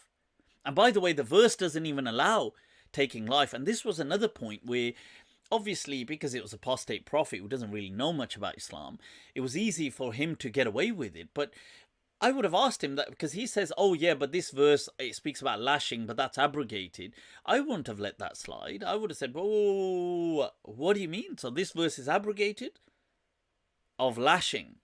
And he would say, well, you see, because he's stuck. Because they don't believe the verse is abrogated. This one, you try it, my friend. And I would say, so, acha. So you mean Allah forgot to mention it there. But Danny Boy came to the rescue. You recognized it though. So Allah at the time, because you could say, look, alcohol, you could say that people were still, they were kind of being teethed off, like they were kind of being weaned off alcohol. Okay, there was a gradual, and then it came to a point it was stopped. But zina, they can say, look, Allah in the Quran condemned it and gave a punishment. Okay, let's say the lashing, and he condemned it, which was what the Arabs used to do anyway at that time. These kind of punishments were the punishments the Arabs had. So you say, well, okay, so wait a minute, let me get this right. Then God changed it again. Except he, chose or forgot to reveal a verse about it. But he kept the other verse, which he chose not to act on. Cha. I mean, this point, I wouldn't even let this point go. And then when he said that, we have a consensus of zina should be stoned, I'd be like, kuch zyada gup aayo gup. For that, you got to go back to, you got to do the stupid. I'm not going to let you get the chance. We're not going to let that one slide. So I would be like, un momentico, mi amor. I would be like, acha. So Abul Qasim al-Burzuli, the Shaykh al-Islam of his era, from the 7th and 8th century of Islam, his fatwa that the Sharia mandates that it changes, is he part of this ijma, this consensus? Acha. What about Abu Imran al-Wazani? What about Ibn Khajju? What about Ibn Aqda? What about al-Habti? What about Sheikh Muhammad al-Arabi al-Fasi? What about Sheikh Wulati? Acha. You naughty. You trying it? Are these people not part of your consensus? Who's in this consensus? Is it just you? And presumably with you, you assume it's the angel Gabriel. I mean, who's in this consensus of yours? So I'm quoting to you the ulama of Islam, who are clearly saying the Sharia mandates that there is no stoning. And you're claiming that there's a consensus still. So these things, I would never let these things slide. And when he says certain things are categorically haram, like he says, well, okay, homosexuality categorically deserves stoning, I wouldn't let that slide. I would simply ask that, how do you, wait a minute, before we move on, prove it. Prove it, my friend, prove it. You know, because there you would get this. I don't have the ijaza, the formal degree or certificate. I haven't graduated from Alim program. I'd be like, damn right, Danny boy, you have not graduated. So this is the thing that you see. A lot of the things he was saying, and this thing about family values. Look, societies, some societies are collectivist and some societies are individualist. You know, you study this in sociology and in psychology and things like this. Islam never claimed that it invented families. Islam never claims to have invented family, like family values. Family values have been there since there's been families. You know, Islam obviously honors them, but it didn't invent them. You know, it's not, oh, if you know, to respect family values, that is just the Islamic argument. That's never been an Islamic argument. Okay, to start off with. Break, Danny boy. Apply the brakes, you know. The other thing is, you know, this collectivist attitude. I would like to ask you certain things because I know you wouldn't agree with them. So let's first of all, even this marriage thing, I would ask that, okay, then when you say this thing of majority of the scholars in the past said a man could, because Danny Boy kept going on about this point of fornication. You know, these societies are wretched because of fornication. You know, they are, these societies, they destroy, they create, like, you know, they're doomed for destruction of civilization because of fornication. And I would ask that, okay, but what is this fornication that you're talking about? Because from an Islamic viewpoint, what is it that, how does it change by just having a nikah? Like, how does all of a sudden society become prosperous? Because they just said, qabiltu, I accept, which they say for most of these fornications as well. There's a consent of what they're doing. Now, how is it that the majority of all Sunni scholars have allowed, Ibn Abdul Barr writes in his Istidhkar, that it is the Sunni scholars, they allow an-nikah bi-niyat talaq. You can marry with the intent you're going to give divorce afterwards. And what if she has a kid? You think in the past they didn't have kids when these guys used to move on. So who used to take care of those kids? It was still single mothers, wasn't it? You think that guy in the past, when he traveled all the way back to Cairo from Baghdad, was he sending her what child benefit or CSA? How was he sending that money across to the other part of the world? How do you think it happened? Like, so stop, you know, you're presenting such a fake version. And this thing that, we have, because we have these values. But the truth is, there's many countries, like Japan is a good example. It's a collectivist society and it has family values, but it's not Muslim. China has family values. It's irreligious and highly superstitious though, but it's got, it's not Muslim. But my point is that you can't just be claiming these things. And another interesting point is this thing like, look, I would ask people, this diya, you know, in the Sharia, there's this concept of a diya, blood money. Yeah. Now, blood money, let's say somebody accidentally killed someone or they caused some damage. Let's say it was accidental. You give compensation. What was interesting is in the Sharia, you have something called al-aqila, who are the asaba. So who pays the blood money? You don't pay. So let's say I cause some damage. They won't come to me. It will be the male relatives on my father's side. So it will be my father, grandfather, paternal, my uncles, paternal, and my cousins, who paternal. The maternal side they used to ignore. Now, they would be physically responsible. Like, they don't get a say in it.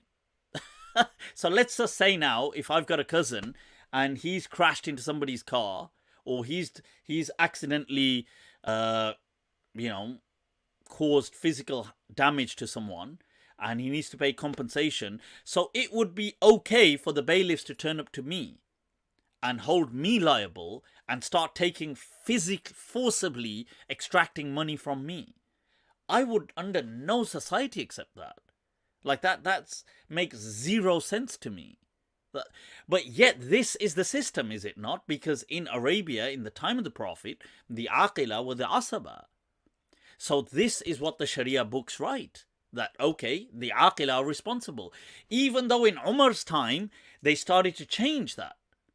Because in Umar's time, when he set up several people further north, they moved into Iraq, they moved into Damascus. They weren't living with their family members anymore. So now to hold their aqila as the asaba wouldn't be feasible.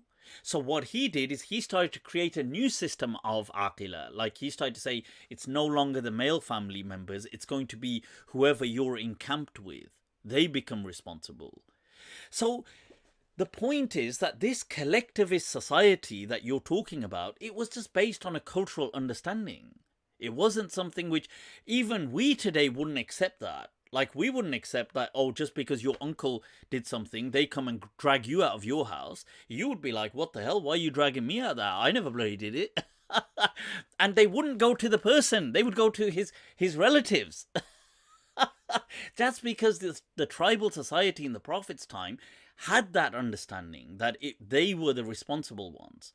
So yeah, anyway, so my point of saying these things is that, look, and you know, another interesting thing is that he presents these things, like my point is he's presenting false universals. It's never been this sweet rosy picture of Islam that he's presenting. And that's the truth. Let's just be honest. Muslims have been human beings. There's been good, there's been bad. Even our books, they're not like perfect. You know, they've got the same cultural things written inside them. He said, under Islam, he said the difference is, he said something about, you see, I would be treated as a second-class citizen. But under Islam, all Muslims will be treated equal. Because we have, Islam sets the standard.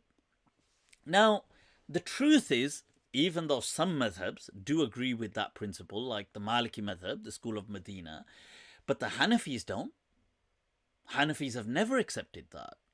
Like you go to the Hanafi books, go to the chapter of nikah, of marriage, go to Bab al-Kafa'a, what makes one an equal. They say Arabs are superior to non-Arabs in the Hanafi fiqh books. And they say Quraysh are superior to Arabs. And amongst non-Arabs, your job will determine how superior you are. They recognize social, like caste systems. This is in the Hanafi fiqh books. So hence in Pakistan and these countries, they don't allow a marriage of a Sayyid to like somebody who is a barber. Because they say that's not kufr. That's not kafa'a. It's not equal status. Yet they're all Muslim. So, I mean, even though I disagree with that and I condemn that Hanafi view as like ignorant, but it's been there since the bloody beginning, because part of it is Abu Yusuf and Imam Muhammad's view, right? So, I mean, when you say all Muslims have been like this, are Hanafis not almost 50% of the Muslim world in population? So, ye kaun hai be? Who the hell are these guys are talking about equality? I mean, where is this equality? Have you ever seen the Muslim world? So, you know, like, when you're presenting false ideals and saying, yeah, but in Islam, we got it like this, mashallah. I don't know. Yeah, be real, be honest, right? Like, yeah, I believe that all human beings are equal. You should treat them equally. But that's as a thought experiment. I believe that. But the truth is the world, unfortunately, for the most part, isn't like that and never has been. And even though I would argue that in Islam there is equality, but truthfully speaking, throughout Muslim societies, almost right from the beginning, throughout Muslim societies, we can never say there's been an absolutely egalitarian society. I mean, there's been some societies that have been more egalitarian than others, but perfect, even till today, it doesn't exist anywhere. Even in the West, there's not pure egalitarian societies like that. So let's not pretend that they did exist for 1400 years. That's, you're just lying as well. You're just doing that biddi. I saved the world today. So yeah, so I feel that there were so many things. I would love to have a dialogue with Danny Boy. So Danny Boy, if you do listen to this, please accept my humble offering. Let's have a chat about and I would like to see these this and apostasy said, oh, how a person becomes an apostate, and this and this and this hadith. Rather, this hadith. Yeah. Sorry, which hadith? Sorry, can you read the chain as well? Oh, you don't know the chain. I'll read the chain to you. Ikrama! You nutty. You harami. Ikrama. Hi. The Khariji. Acha. I'd like you to get these chains past me. What did Yahya ibn Sa'id al-Qattan say? Oh, you don't know. Acha. I'll educate you, yaar. See, these people, I tell you something. The thing about these people is they haven't studied hadith. And they don't know the chains of narration. And this is why this one, I have some knowledge, I study chains of narration. So when these people want to mess with me, they gotta see, when they want to have a dialogue on certain things, they have to remember that obviously we are trained in hadith, we are trained in chains of narration, we are trained in the Quran, we are trained in fiqh. By we, I mean the royal we. So it would be really fascinating to have a discussion, because it wouldn't be easy to just get hadith past, like just say, oh, that's, we're just going to pass this hadith. You think, well, bring me the chain, this one. Right, so Muhammad Hijab, should debate Muhammad Hijab. But Muhammad Hijab is welcome if he wants to come on my Mind Trap episode. He's absolutely welcome. I don't think he will, but yeah, thank you for the last answer. Right, so coming now, let's move back to the question. Amin Wafadar had asked Mufti. Right, your question. Look at that, I was just answering your question. Inaya had asked as well, with Inaya with the super chat, telling Dan to move to a Muslim country. Yeah, I mean, he did say that to him. That's where he said I would be treated like a second-class citizen. Mufti, how good is your Farsi? It's not very good. I need to improve it. Right, I need to find some Farsi speaking people, and then I need to improve.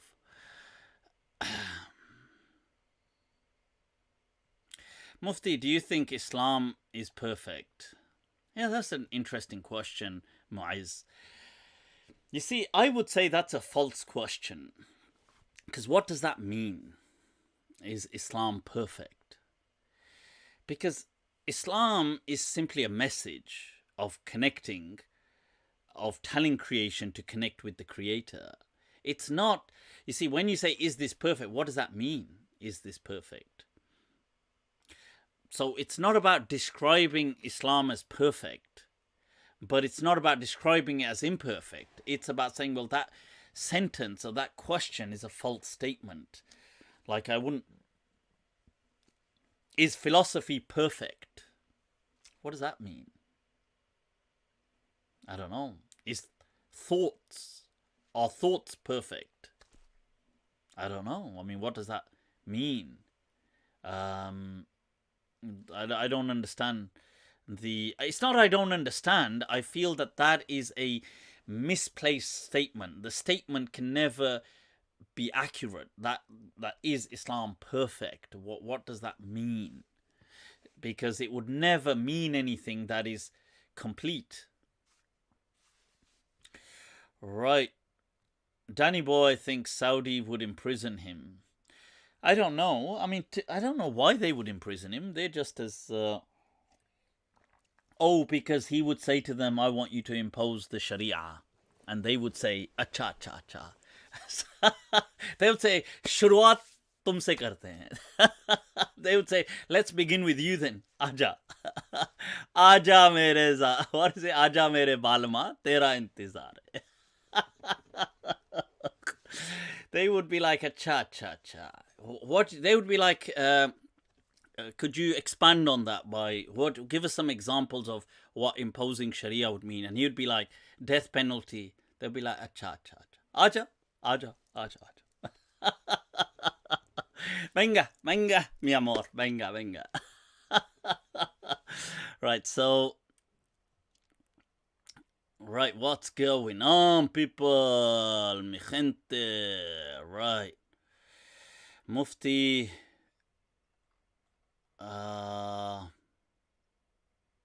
Mu'tazila of the fold of Islam. No, Mu'tazila are not out of the fold of Islam, but they don't really exist either. What is the punishment for fornication? Quran. You see, I'm of the understanding of the school of Medina that punishments change with the day and age. The hudud were never... the Sharia... See, I've got a video called Sharia, the Kintsugi Hypothesis. I would advise that you watch that. And in fact, that's a good video for the person who was asking about is Islam perfect? So Kintsugi is the art of having broken pottery sealed together, often using a golden kind of like a glue that they have, which kind of attaches it. And it makes it quite beautiful. It's very kind of... it's amazing, very artistic and aesthetically pleasing. But it is broken pottery, and it's part of the kind of philosophy of Wabi Sabi. That beauty is found in brokenness and in frailty. It's an interesting kind of concept and philosophy. So if you watch my clip, I do explain there. But I've got another clip as well, that the hudud, the punishments change in Islam. So do check that out. It is, I do explain that. So I believe that they change, and they would change with the day and age. So, right.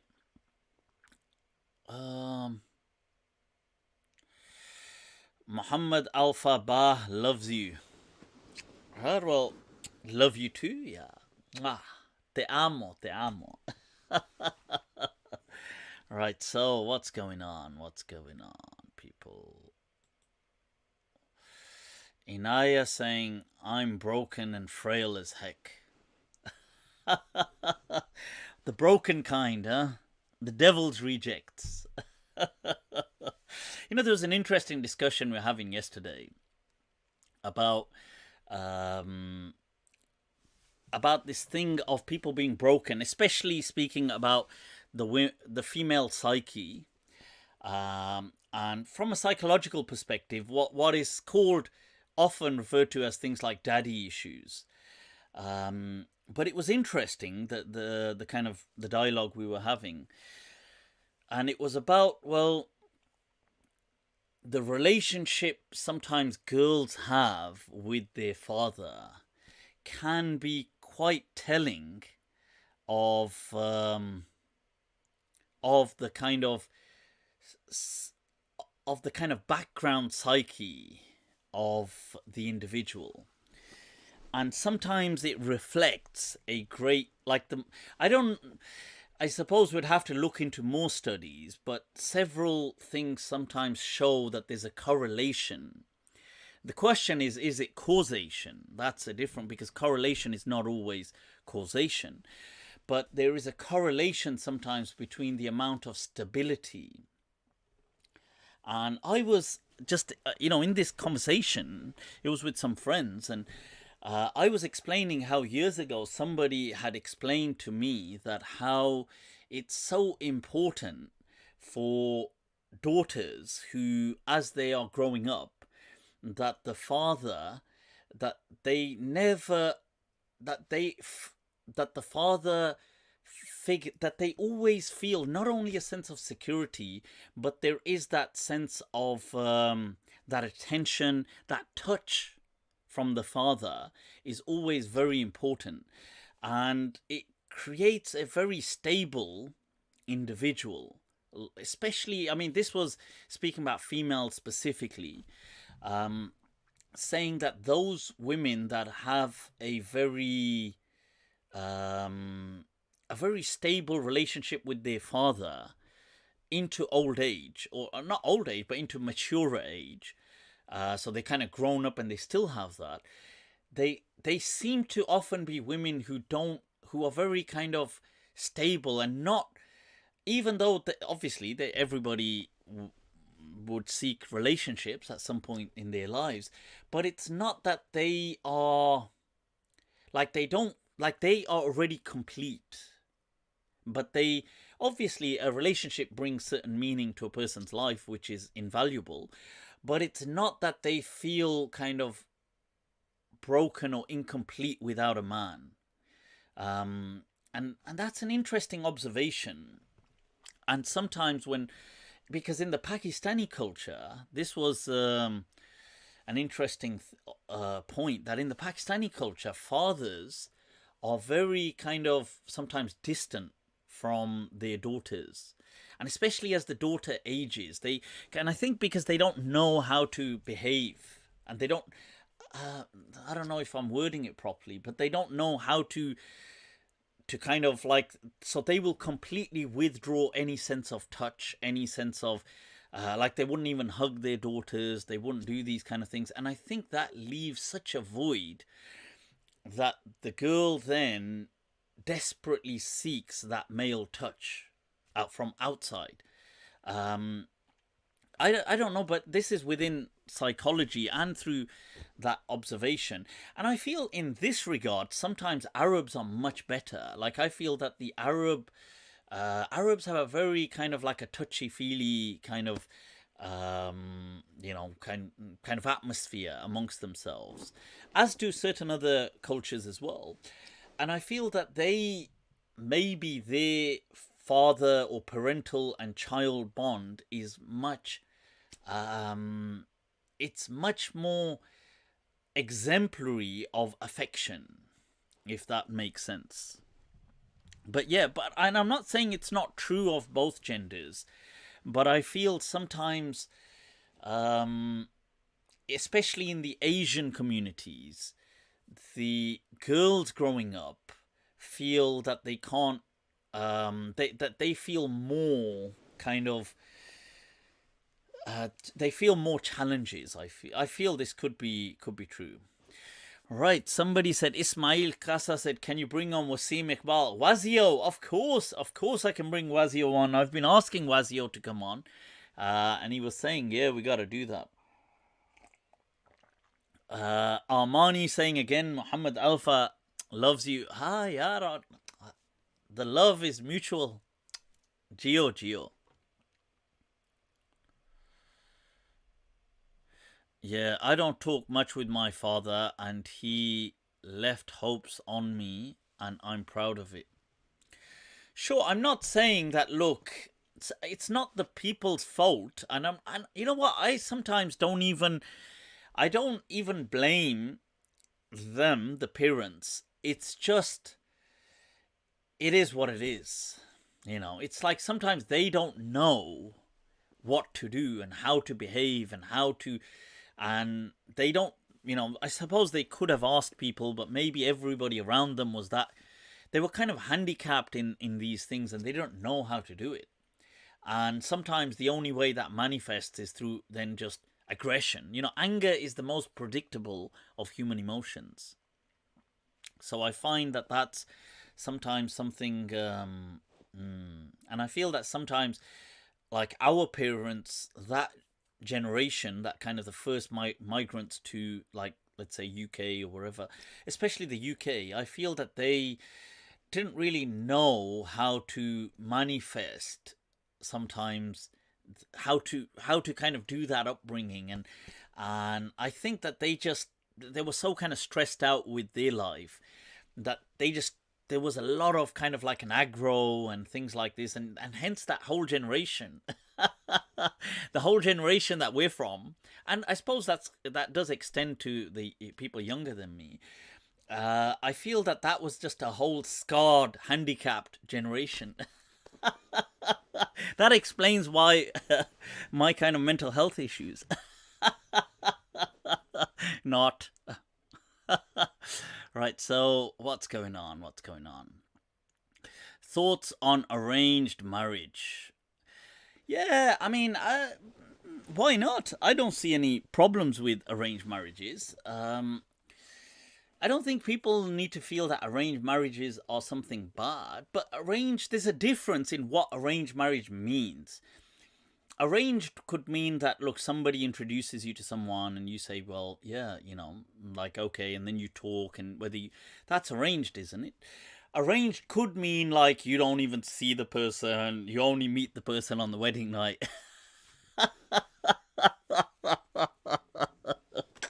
That would be a nightmare, right? So,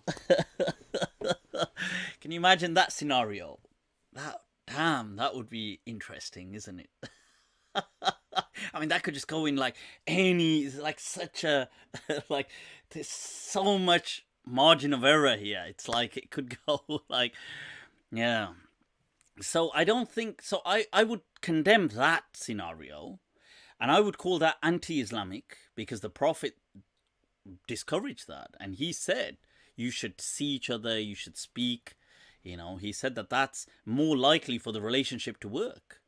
And he said to the person that, look, you should go, have you seen it? Go look at it. Go talk to her, like me, because people they shouldn't be kind of forced. But arranged generally is fine, and I feel that sometimes people that are struggling with relationships should explore these options. Like I said this on a previous episode once, where I was speaking about sometimes some women will say that, look, they struggle, but what about, and I've said that people shouldn't, I don't know whether it's right or wrong. I mean, it's not right or wrong, but how practical is a better word, how practical it is. But people should go global if they have to. They don't need to kind of restrict themselves to, if it gives them a better, like a range of what they're looking for. Because they're probably looking just, in like Alum Rock. where most are just offspring of cousins, and they're like, any cousin, any cousin. They're thinking like, God. So I mean, they could go global. I mean, they could look elsewhere in different countries, find it different, and yeah, people will say, yeah, but he's only coming here for the passport. But everybody's in it for something, isn't it? The 5 most powerful words. Yeah, what's in it for me? So, look, everybody's in it for something. So, it doesn't mean that they have to be horrible people.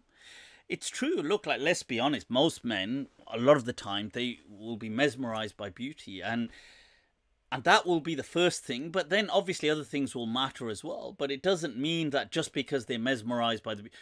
Like, everybody's in it for something. You just have to be realistic. Cool. What is going down? Sheikh, may I request you share an email ID which I can send a question in a comprehensive manner? Any, kazi. Any. You know what? Instagram. Message me on Instagram. Single as a Pringle. Somebody just said they're single as a Pringle. Right, well, so what is going down, man? What? Right, okay, people, there was another clip. If I got this for you, have I got this right? Right, is this the one? Of me. Right, and so like, this look, was something I'm sorry, I'm not gonna. This was a clip I watched a recent podcast watched parts of it by Muhammad Hijab, where he had on Jonathan Brown and what's this? I can't believe I've forgotten his name. But anyway, Sheikh Al-Masri. It's not his fault. It's just I'm going. Anyway, so he's got them on, and Jonathan Brown, Johnny Boy, is speaking, and he says that, look, about some criticism, but it's not actually about. It's not actually about me. I thought it may be about me, but it wasn't, because he's speaking about some article he's written, and somebody was criticizing him about some words or something. Theater of me, and like, look, I'm sorry, I'm not gonna, look, I 100% accept criticism. I accept criticism when it's done with incredible adab and propriety, like people like Dr. Shadi. I accept criticism when it's done by complete a-holes. Okay, if someone's like a jerk. If someone's like a slanderous, bloated jerk, and they write something, Dr. Brown spelled this word wrong, that's a good point. ما كان معقولا فبرهانه فيه فلا يرجع فيه إلى ناقله. Right? So if someone makes a point, and like you made a point. Oh my God! So basically, Jonathan Brown is saying, look, somebody, I don't know who it is, but he said if somebody who's a bloated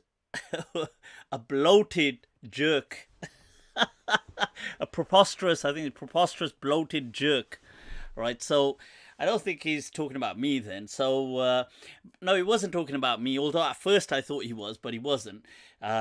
He was talking about, I think he's talking about Danny Boy and the issue that they had going on. And he said, look, he's making, because I think he misspelt some Arabic word. And to be fair, I agree with Jonathan Brown that, look, that is very petty. Look, if I'm having a kind of like a dialogical exchange with someone, then I would say, look, what's this? What the hell? Let's focus on the actual issue at hand.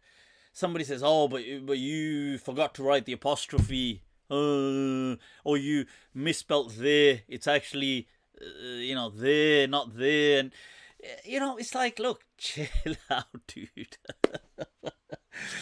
Right, so, but the problem, taklif abbi hai. It's the problem, the samasya, is, you see, Jonathan Brown himself, the problem is he himself does these things. So this was the example that, look, oh, he doesn't know basic Arabic. Mushkil means ambiguous. Oh, it doesn't mean, it means problematic. And then, he had people refuting him saying, well, actually, it does mean ambiguous in the classical text. So, this is the problem, you see, because even though Jonathan Brown is trying to present, some, like, his point is solid, like he's about to go do a solid dive into something. But, he's just... he's on point, but then it's just... You see, the problem... taklif abbi hai. The problem... mazal habibi, mazal. The issue is that, look, you yourself do these things all the time. And, like, even with my Bukhari Gate thing, like when a few years back, his first open criticism of me publicly, addressing me, was trying to pick on an Arabic point. I mean, like, which wasn't even the point. It had nothing to do. I was quoting Sheikh Bonani about saying something, and that's the point he makes on a public, platform, to say, oh, by the way, I heard Mufti Abu Layth rant and blah, blah, blah, blah, blah. And it's not Bunani, it's Banani, by the way. And look, don't get me wrong, but with all due respect, for somebody whose Arabic is so poor, it's like कोई शर्म करो यार, कोई ethics भी कोई चीज होती है यार. With all due respect, I mean, if there was like a Don somebody whose Arabic was awesome and he's trying to correct my Arabic, I would be like, chalo theek hai. You know, this fair enough, you know, I take it, you know, I take it. But come on, you're taking the mick, man. Like, your Arabic would be like so amateur compared to my study of Arabic. So to try and correct me on something like this, or to try and correct people's Arabic, and then, you know, I agree with your principle here. It is very petty to do something like that, and therefore I agree with you. And Danny Boy, or whoever it was correcting you, I think that's just, you know, dumb. But, you know, this is it, innit? If you're gonna play these games, then people go, acha acha. What game are we playing today? What's the role play? Oh, it's grammarian. So this one, you know, this one not nice, you know. So this one, banani gate. Right, so yeah, so that's what's been going on. All right, I did say I was going to go over this concept of qiwama in the Quran. This whole thing of ar-rijalu qawwamuna 'ala an-nisa. What is this speaking about? Let's do that quickly. Damn, my knee seems to have... Ow, let me try and straighten this. Ow, wow. Oh, that feels better. Yeah, I think I need a massage now. Yeah, so I was going to go over this. A few people have asked, right? So we've got here, A'udhu Billah, right? So the verse of the Quran that has bothered quite a few people sometimes, the understanding of it. It is verse 34 of Surah An-Nisa, and that is, it's the popular verse that Ar-Rijalu Qawwamuna 'ala an-Nisa, that bima faddala Allahu ba'dahum 'ala ba'd wa bima anfaqu min amwalihim فالصالحات قانتات حافظات للغيب بما حفظ الله. Right, so it's really just this beginning part up until there, that الرجال قوامون على النساء, that men are the guardians of women. And then Allah says بما فضل الله بعضهم على بعض, with what Allah has given virtue to some over others. So people say, well, you know, الرجال قوامون على النساء, and this concept of qiwama, that this guardianship, that this shows that there's no equality in Islam. Now,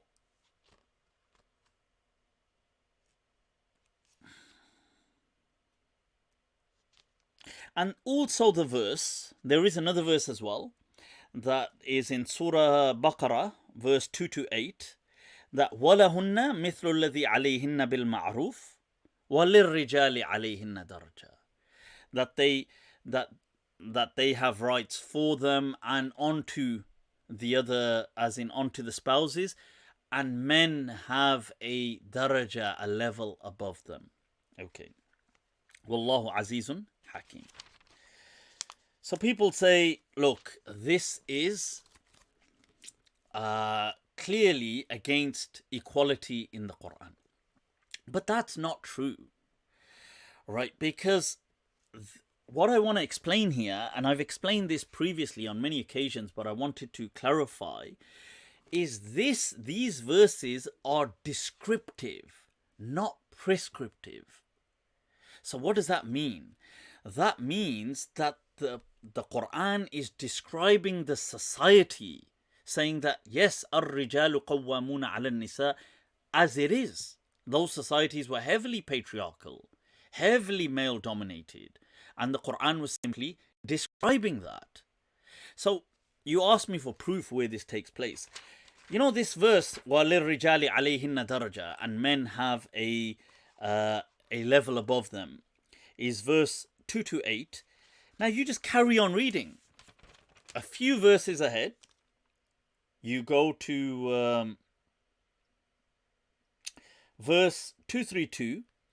Allah speaks about talaq. It's the same thing, same topic, carrying on, about marriage and divorce and things like this. وَإِذَا طَلَّقْتُمُ النِّسَاءَ فَبَلَغْنَ أَجَلَهُنَّ, and once you've divorced women and they've reached their ajal, that means everything's about to finish. فَلَا تَعْضُلُوهُنَّ إِن يَنْكِحْنَ أَزْوَاجَهُنَّ.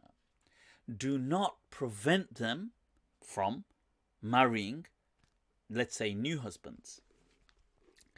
Now, you would say,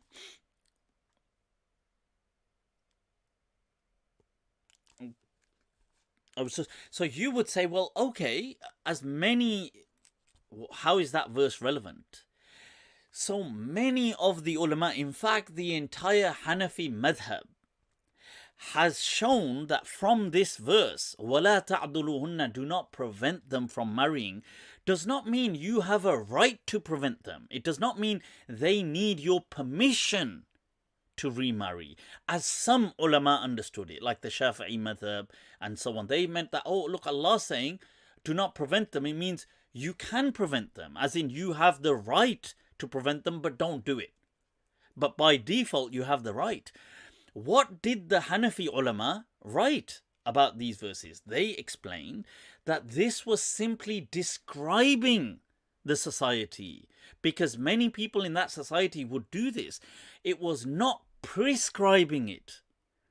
So these verses are not prescriptive, they are descriptive. So Allah is just giving an explanation of what is happening in accordance with the society, is not setting out the laws for them.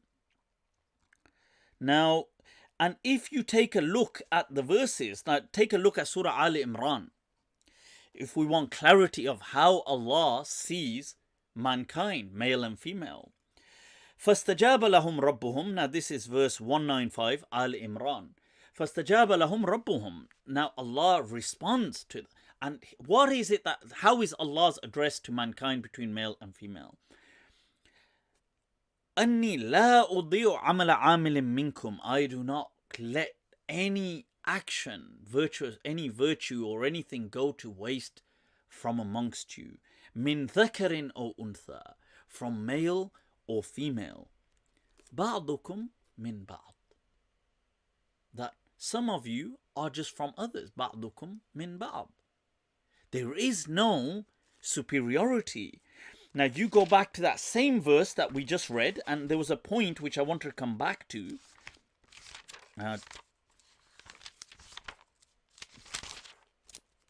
Right. Of Surah An-Nisa, verse 34, just coming back to here, الرجال قوامون على النساء. Now, no, sorry, the one in Surah Baqarah. Now, Allah mentions there, Allah has said, He's began the verse by saying that وَلَهُنَّ مِثْلُ الَّذِي عَلَيْهِنَّ بِالْمَعْرُوفِ. That is setting the scene, just in case people misunderstand it. Now from there you go back to the Qawwamuna verse, that الرجال قوامون على النساء بما فضل الله بعضهم على بعض. Now Allah did not say على هن. He did not say بما فضلهم الله عليهن. He did not say that. Hum is the pronoun for them, men, masculine. Hinna or hunna, how it can be both, is the pronoun for them, females. So when Allah says الرجال قوامون على النساء, that men are guardians of women, Allah does not follow up by saying بما فضلهم الله عليهن. He does not say that. بما فضل الله بعضهم على بعض. Some have been given superiority over some in creation. Now that shows you the Theater of me. Oh, and like, look, I'm sorry, I'm not gonna. Right. So that brings, and that is clearly explained in the Sunnah, in the Hadith. The Prophet, when describing, and occurs in more than one occasion with different contexts, the Prophet says, إِنَّمَا النِّسَاء شَقَائِقُ الرِّجَالِ.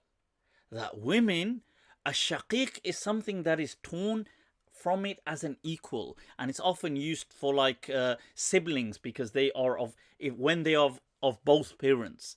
So I would say this is my brother, akhi shaqiq. He's my brother from the same parents, both, not like half brother or step brother or something like that. That would be given a different. You wouldn't call that a shaqiq, because they're not torn from the same, as in cut from the same thing exactly. So إنما النساء شقائق الرجال. The Prophet says in that hadith, this is in Abu Dawud, this is in Tirmidhi, it comes in more than one narration of Musnad of Ahmad. It comes in quite a few books, that and with different contexts leading up to it. The Prophet saying women are equal halves of men. Okay, so these things need to be kept in context. So where these verses have said this, it has been descriptive. It is not prescriptive. Okay, so where the context would change, in those societies or circumstances where women would be, let's say, the dominant kind of like, let's say, breadwinners, and where they would be taking care, because this qiwama, this taking care, most of the mufassirin would say it was to do with providing food and providing a roof. This is the responsibility that the men had over the women. That's why they were seen as the guardians. If the circumstances change in a society, then the qiwama would change. Okay, so this is not an absolute like that. It is simply descriptive of most societies throughout most of history. Okay, and especially the Arabian society, although today, in this day and age, societies, especially in the Western world, are not necessarily like that. For the most part, some parts maybe, but they're not generally. They're more kind of egalitarian. So, okay, I hope that sheds some light on this. It is not descriptive. It is simply, it is not prescriptive. It is simply descriptive. It's wasfi. Okay, that's what it is. It's not something that is prescribing the hukam. I hope that makes plenty of sense. I wasn't paying attention to Mufti.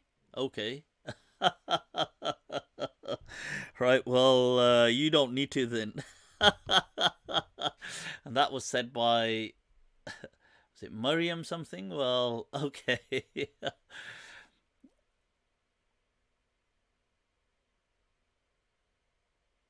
What about the hadith where the Prophet said women become their prisoners after marriage? That is not a sahih hadith. There is no such hadith like that. That is sahih, that the women become prisoners. That makes zero sense. And you know, the women in the Prophet's lifetime, when it came to things like marriages, were much more kind of liberated than Muslim societies today. So the women, not all, but many Muslim societies today. So the women back then it's like they would seek divorces, they would take divorces, they would remarry many times. They wouldn't see this as this is, today in many societies, when a woman is a divorcee, people kind of, there may be challenges to marry her, and people may think, I don't want to marry. They so often married into families where women had other children from other men, and they had their own children, and they would sometimes then marry there, and if it didn't work, they would divorce, and they would marry on. Both would marry on. It wasn't divorce was not stigmatized in the Prophet's society. Divorce has only become a stigma today. I mean, for a good while, especially in places like the Indian subcontinent, but it isn't universal. Okay. And what's interesting is, even in societies today, like Muslim societies like Mauritania, it's a very, like, divorce is not at all stigmatized. And many women are, they actually, it kind of adds to, it adds to their value, if I can use that term, how many divorces they've had. And they will actually, that's today, Mauritania, Northwest Africa, they will, Arab society, Muslim society, they would feel, and it's a very religious society, but they would, women will kind of like, they will kind of tease other women that have only had one marriage or only had one divorce. They would be like, she's only had one, like, what the hell? And women will like casually, like I was speaking to somebody, he was saying, yeah, that, you know, this woman he knew, like she was an old woman now, but I think she'd had about 40 marriages in throughout her lifetime. And this is a very seen as a very modest society. You know, they live in deserts, for God's sake. You know, they're not like so, and they see, like, they just, because they have a totally different concept, yet it's a very Islamic society. But it's a bit of a, you know, it kind of really, it's a spanner in the works for many Muslim societies. Like, they can't get their head around it. They think, toba, toba, toba, toba, toba. Oh, toba, toba, loose women, loose women. But, you know, like, look, live life. Like, if that's what it is, you know, society shouldn't be able, I don't agree with society dictating to people that, oh, you can only, they should, you know, women, they need to only be in one relationship, and if they're suffering, no, they need to hack it, or, you know, if they've been in 2 relationships and that's too much, or if, why, you know, it's up to them. Like, at the end of the day, if it's working, that's great. If it's not working, it's not working. It shouldn't be like, oh my God, you know, she's been with 3 relationships, she's been in 4 relationships, so what? Like, what's the, and I know a lot of the times I think it's an insecurity with men. Like, they feel insecure if they're a woman. If the woman has been with certain men, like a number of men, they think, oh my God, why is that? Like, what's the, that's a problem that they have. It's with them. It's not with the, cool. Mufti, you feminist. It's interesting you see that, because I don't know where I stand with women from the feminist perspective, because some women kind of, I think, that are very feminist, I think they don't like me at all. I think I get that impression anyway, that they see me as a bit old school and very kind of toxic masculinity. But I don't know. But I agree with all these things about women's rights, as far as these things are concerned, I fully support that. Right. In Hinduism, wife gets burnt with the husband. Yeah, not nowadays, but it was a thing in the past that they used to burn. That is just pure tragedy, that is.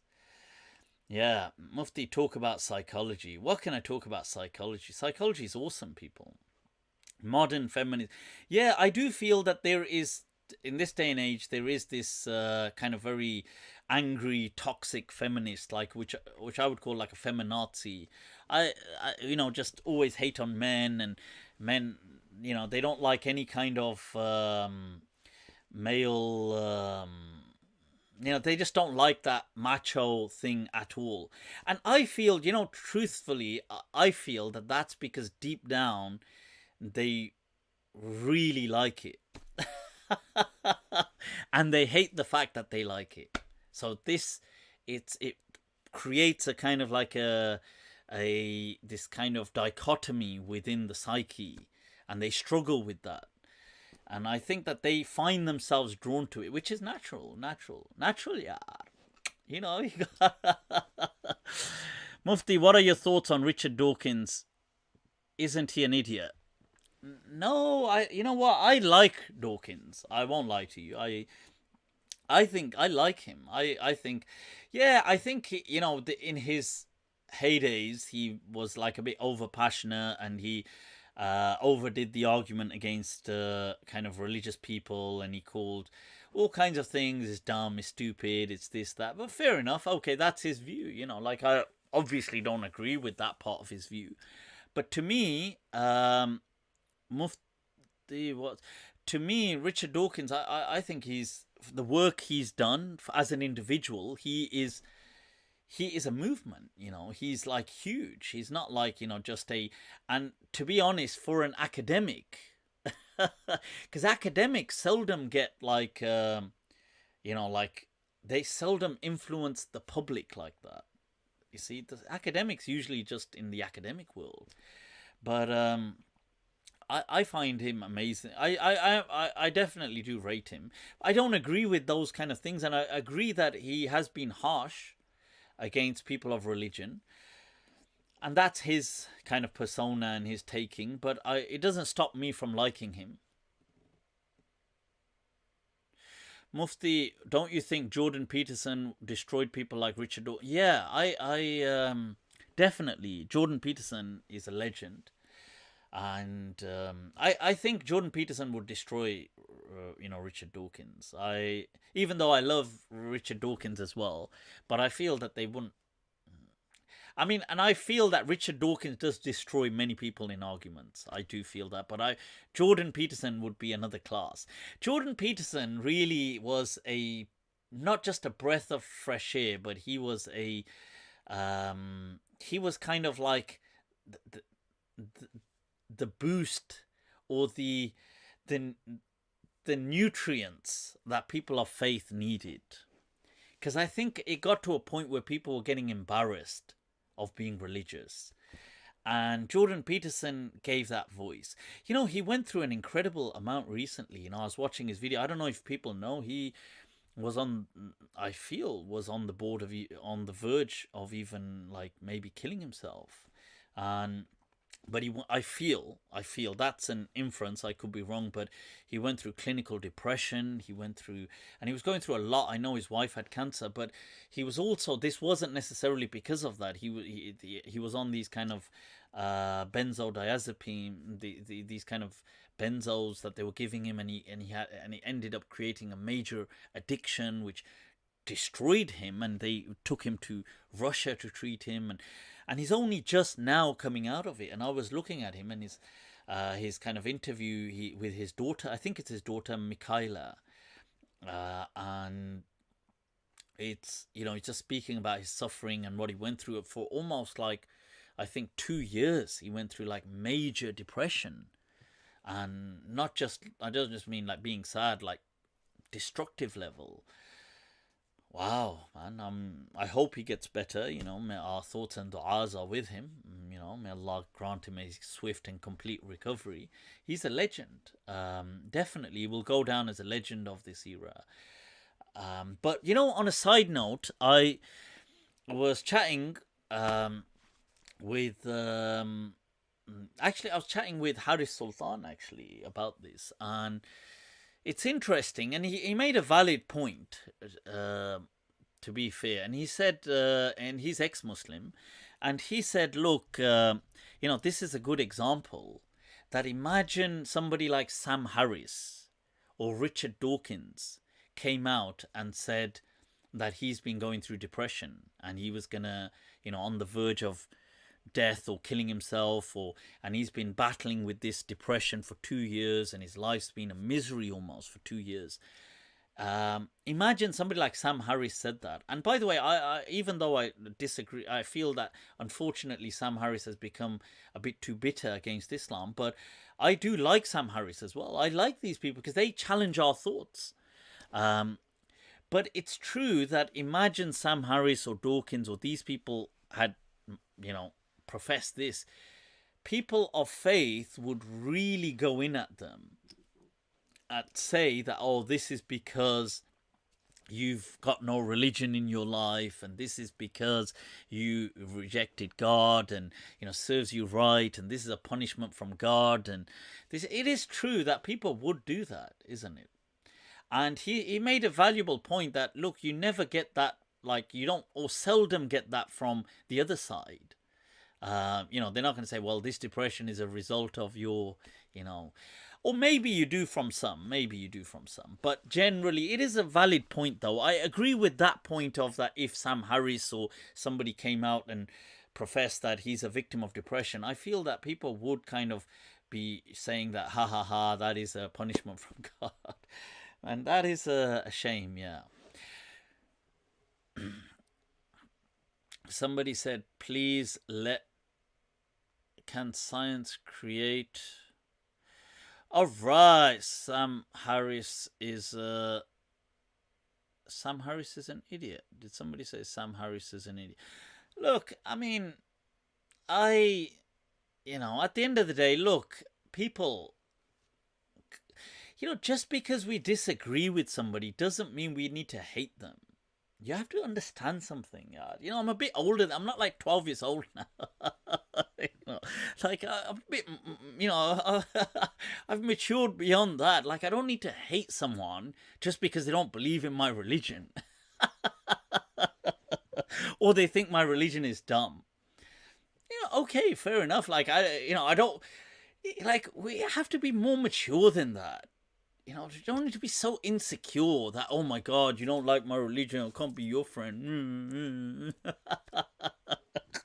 Or are we like 6 years old? I remember those days from primary school. Oh, you can't. Why are you his friend? He's not my friend. If you want to be my friend, then you can't be his friend. Okay, you got to do this to him. Ah, the good old days, huh? So, people, let's grow up a little, man. This isn't. Look, so what? Like, if a person doesn't believe in Islam, they think Islam is dumb. So what? Islam isn't dumb to me. But if it is to a person, just as look to me, other things may be dumb, they may not be dumb to other people who embrace them. Flat earthers, I think flat earth theory is dumb as it gets.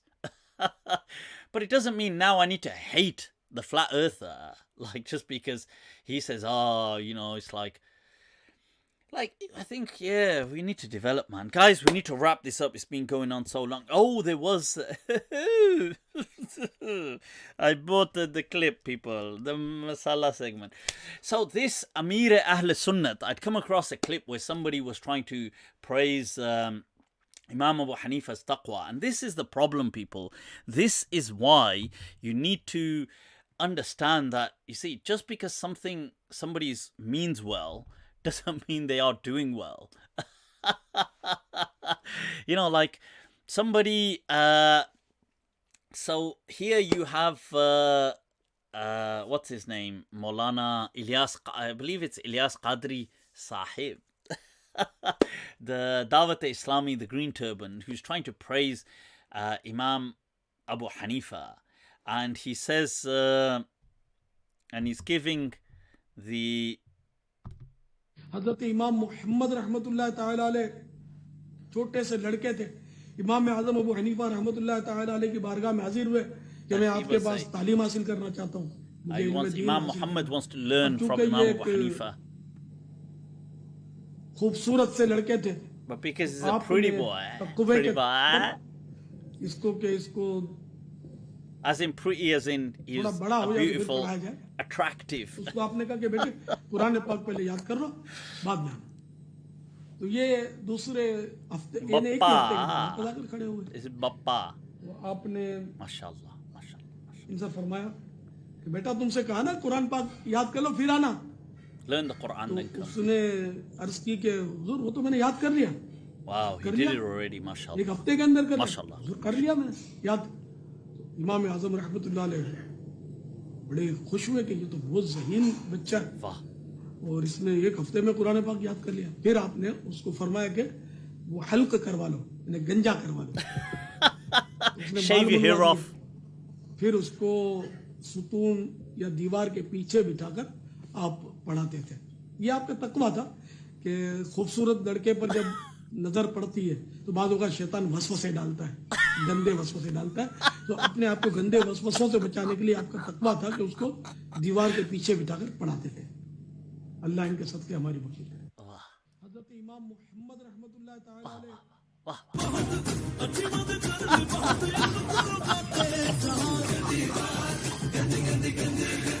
गंदी बात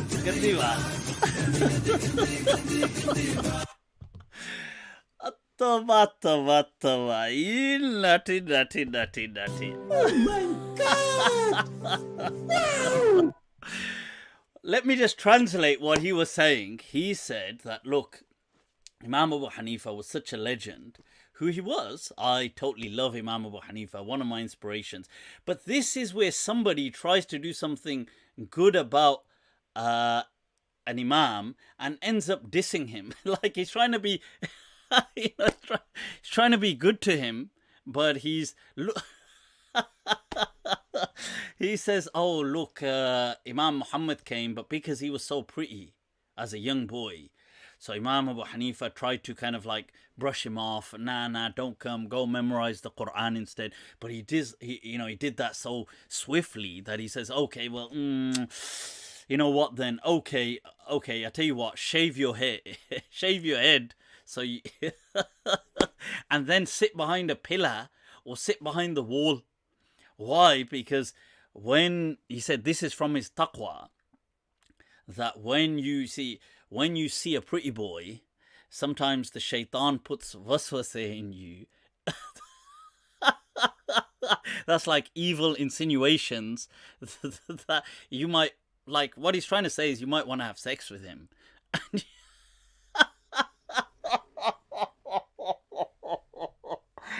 You're thinking, Bill mere chache.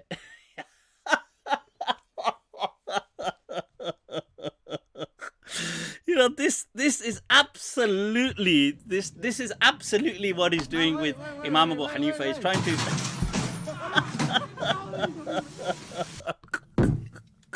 Stupid, I'm not gonna let you get the chance. That is so, you know, what the hell? You know, this reminds me of a joke where the comedian, where he's telling a story. Right, somebody, Balston, yar, much love to you, yar. I really appreciate the super chat. Reach out to me on Patreon. I'm your supporter. I will reach out to you. Definitely will reach out. And if you are on Insta as well, do send me a message there. But I will connect with you. Right, so, look, this thing. Oh yeah, so this comedian tells a story. He says, not a story. He's relating an event. He says, I went to this. Me and a friend of mine. We had to go somewhere and we had to stay the night at a hotel. So they only had one large king size bed. So he says, well, okay. So him, and the other man, his friend, good friends. So they said, yeah, not a problem. We'll just share the bed. Yeah, you know, you're on that side. I'm on this side. Take it, yeah, no big deal. So he says, in between, he says, I noticed my mate started creating this wall, this barricade of pillows. So I said, well, you're right there, mate.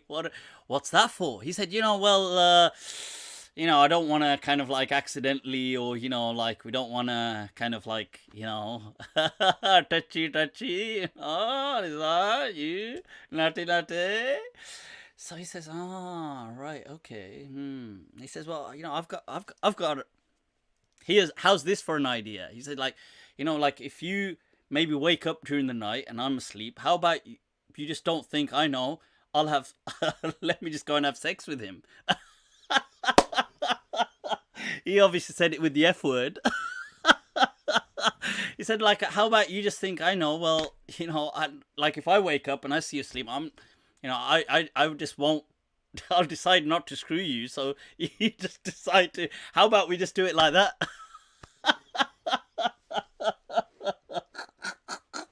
So these guys are like, you know, the shaitan, sometimes, you know, you get a student, this boy who's coming, Imam Muhammad, and Imam Abu Hanifa saying, well, you know, the shaitan puts these images. Why are you damning the image of Imam Abu Hanifa? Did he tell you that? So why are you just uske sar mein ghus rahe ho and trying to come out with these explanations? God, this is where we do the damage to our own deen. You have great luminaries, legends like Imam Abu Hanifa, and these are the dumb stories that we're telling about him. You know, oh, he was like this, and he's thinking, you know, it's like, and you know something? They tell these stories to justify, I'm not saying this Imam necessarily himself, but normally the Maulvi culture in Pakistan, they tell these stories to justify their own kind of like, oh yeah, this is why we're attracted to boys as well. It's okay, it's normal. You know? These great imams were attracted to them. And I think, like, for God's sake, Toba, you haramis. You know, seriously, for God's sake, if you want to do something, I mean, first of all, but if you're, you know, being challenged by thoughts, don't pin it on these imams. Kham kha, you know, muft mein. Anyway, guys, you know what? Let's wrap this up. It's been awesome. Guys, if you want to reach out to me, as always, Facebook, Messenger, Instagram, you can send me messages. The usual places. I have been this past week, I've been working on launching my Patreon. I haven't, even though I've set it up, I haven't fully launched it because I was working out the tiers and simultaneously the YouTube membership program. So I was just working out the tiers and what I'm going to offer and the whole thing. So I'm hoping this coming week I will launch that. All right, people. But I was thinking of some programs. I mean, when I say programs, like certain things that I'll be offering. And for different crowds, I think, different things. You know, one thing, I was thinking for an academic kind of crowd, one of the things I'll offer is once a month, I will share a kind of like a writing, not my own, but some article, and we will have a discussion on it, right? So that will be like for an hour, once a month, we'll do that. I was also thinking maybe for one of the other tiers, what I might offer, I'm in two minds, is maybe watch a movie together. So you have these programs where you can all watch a movie maybe once a month and then discuss it briefly. I don't know, maybe, but then I don't know how that will go, but that's a thought as well. But part of the other things that I will be offering on there are one of the tiers, the lower tiers. One of them will have a kind of group, once a month, a group kind of chat. By chat, I mean like a Zoom thing. There will be a Telegram group to offer, so I don't have to give my number. So there will be that, and there will be for the higher tiers, once a month personal time. You know, they'll have that like an hour session, a slot, where it could be anything. Could be discussing development, could be discussing just their private stuff. They could, whatever they want. You got me virtually anyway. And maybe I'll put an absolute totally top tier that if you want to be a part of that, if you're that loco, you want to support me to that extent, then maybe I'll have to kind of bring you down yourself or come over to you wherever you are and have to visit you, man, or you have to fly you in wherever you're from and get you to visit me. But cool, people, these are the things I will be launching, so do check out that. And as always, man, take care of yourselves, stay blessed, stay smiling, man. That's the key. Don't let these people get you down. And as always, remember that this deen is one of ease, people. It's one of ease. So it should always bring smiles to you. It should never be something that is making you feel burdened or making you feel down. The deen should always be making you feel amazing. Inshallah. Guys, assalamu alaikum wa rahmatullahi ta'ala wa barakatuh. Do subscribe. And my YouTube, do subscribe and click the notifications. Take care, people. Mwah. Geo Meri Jaan. Assalamu alaikum.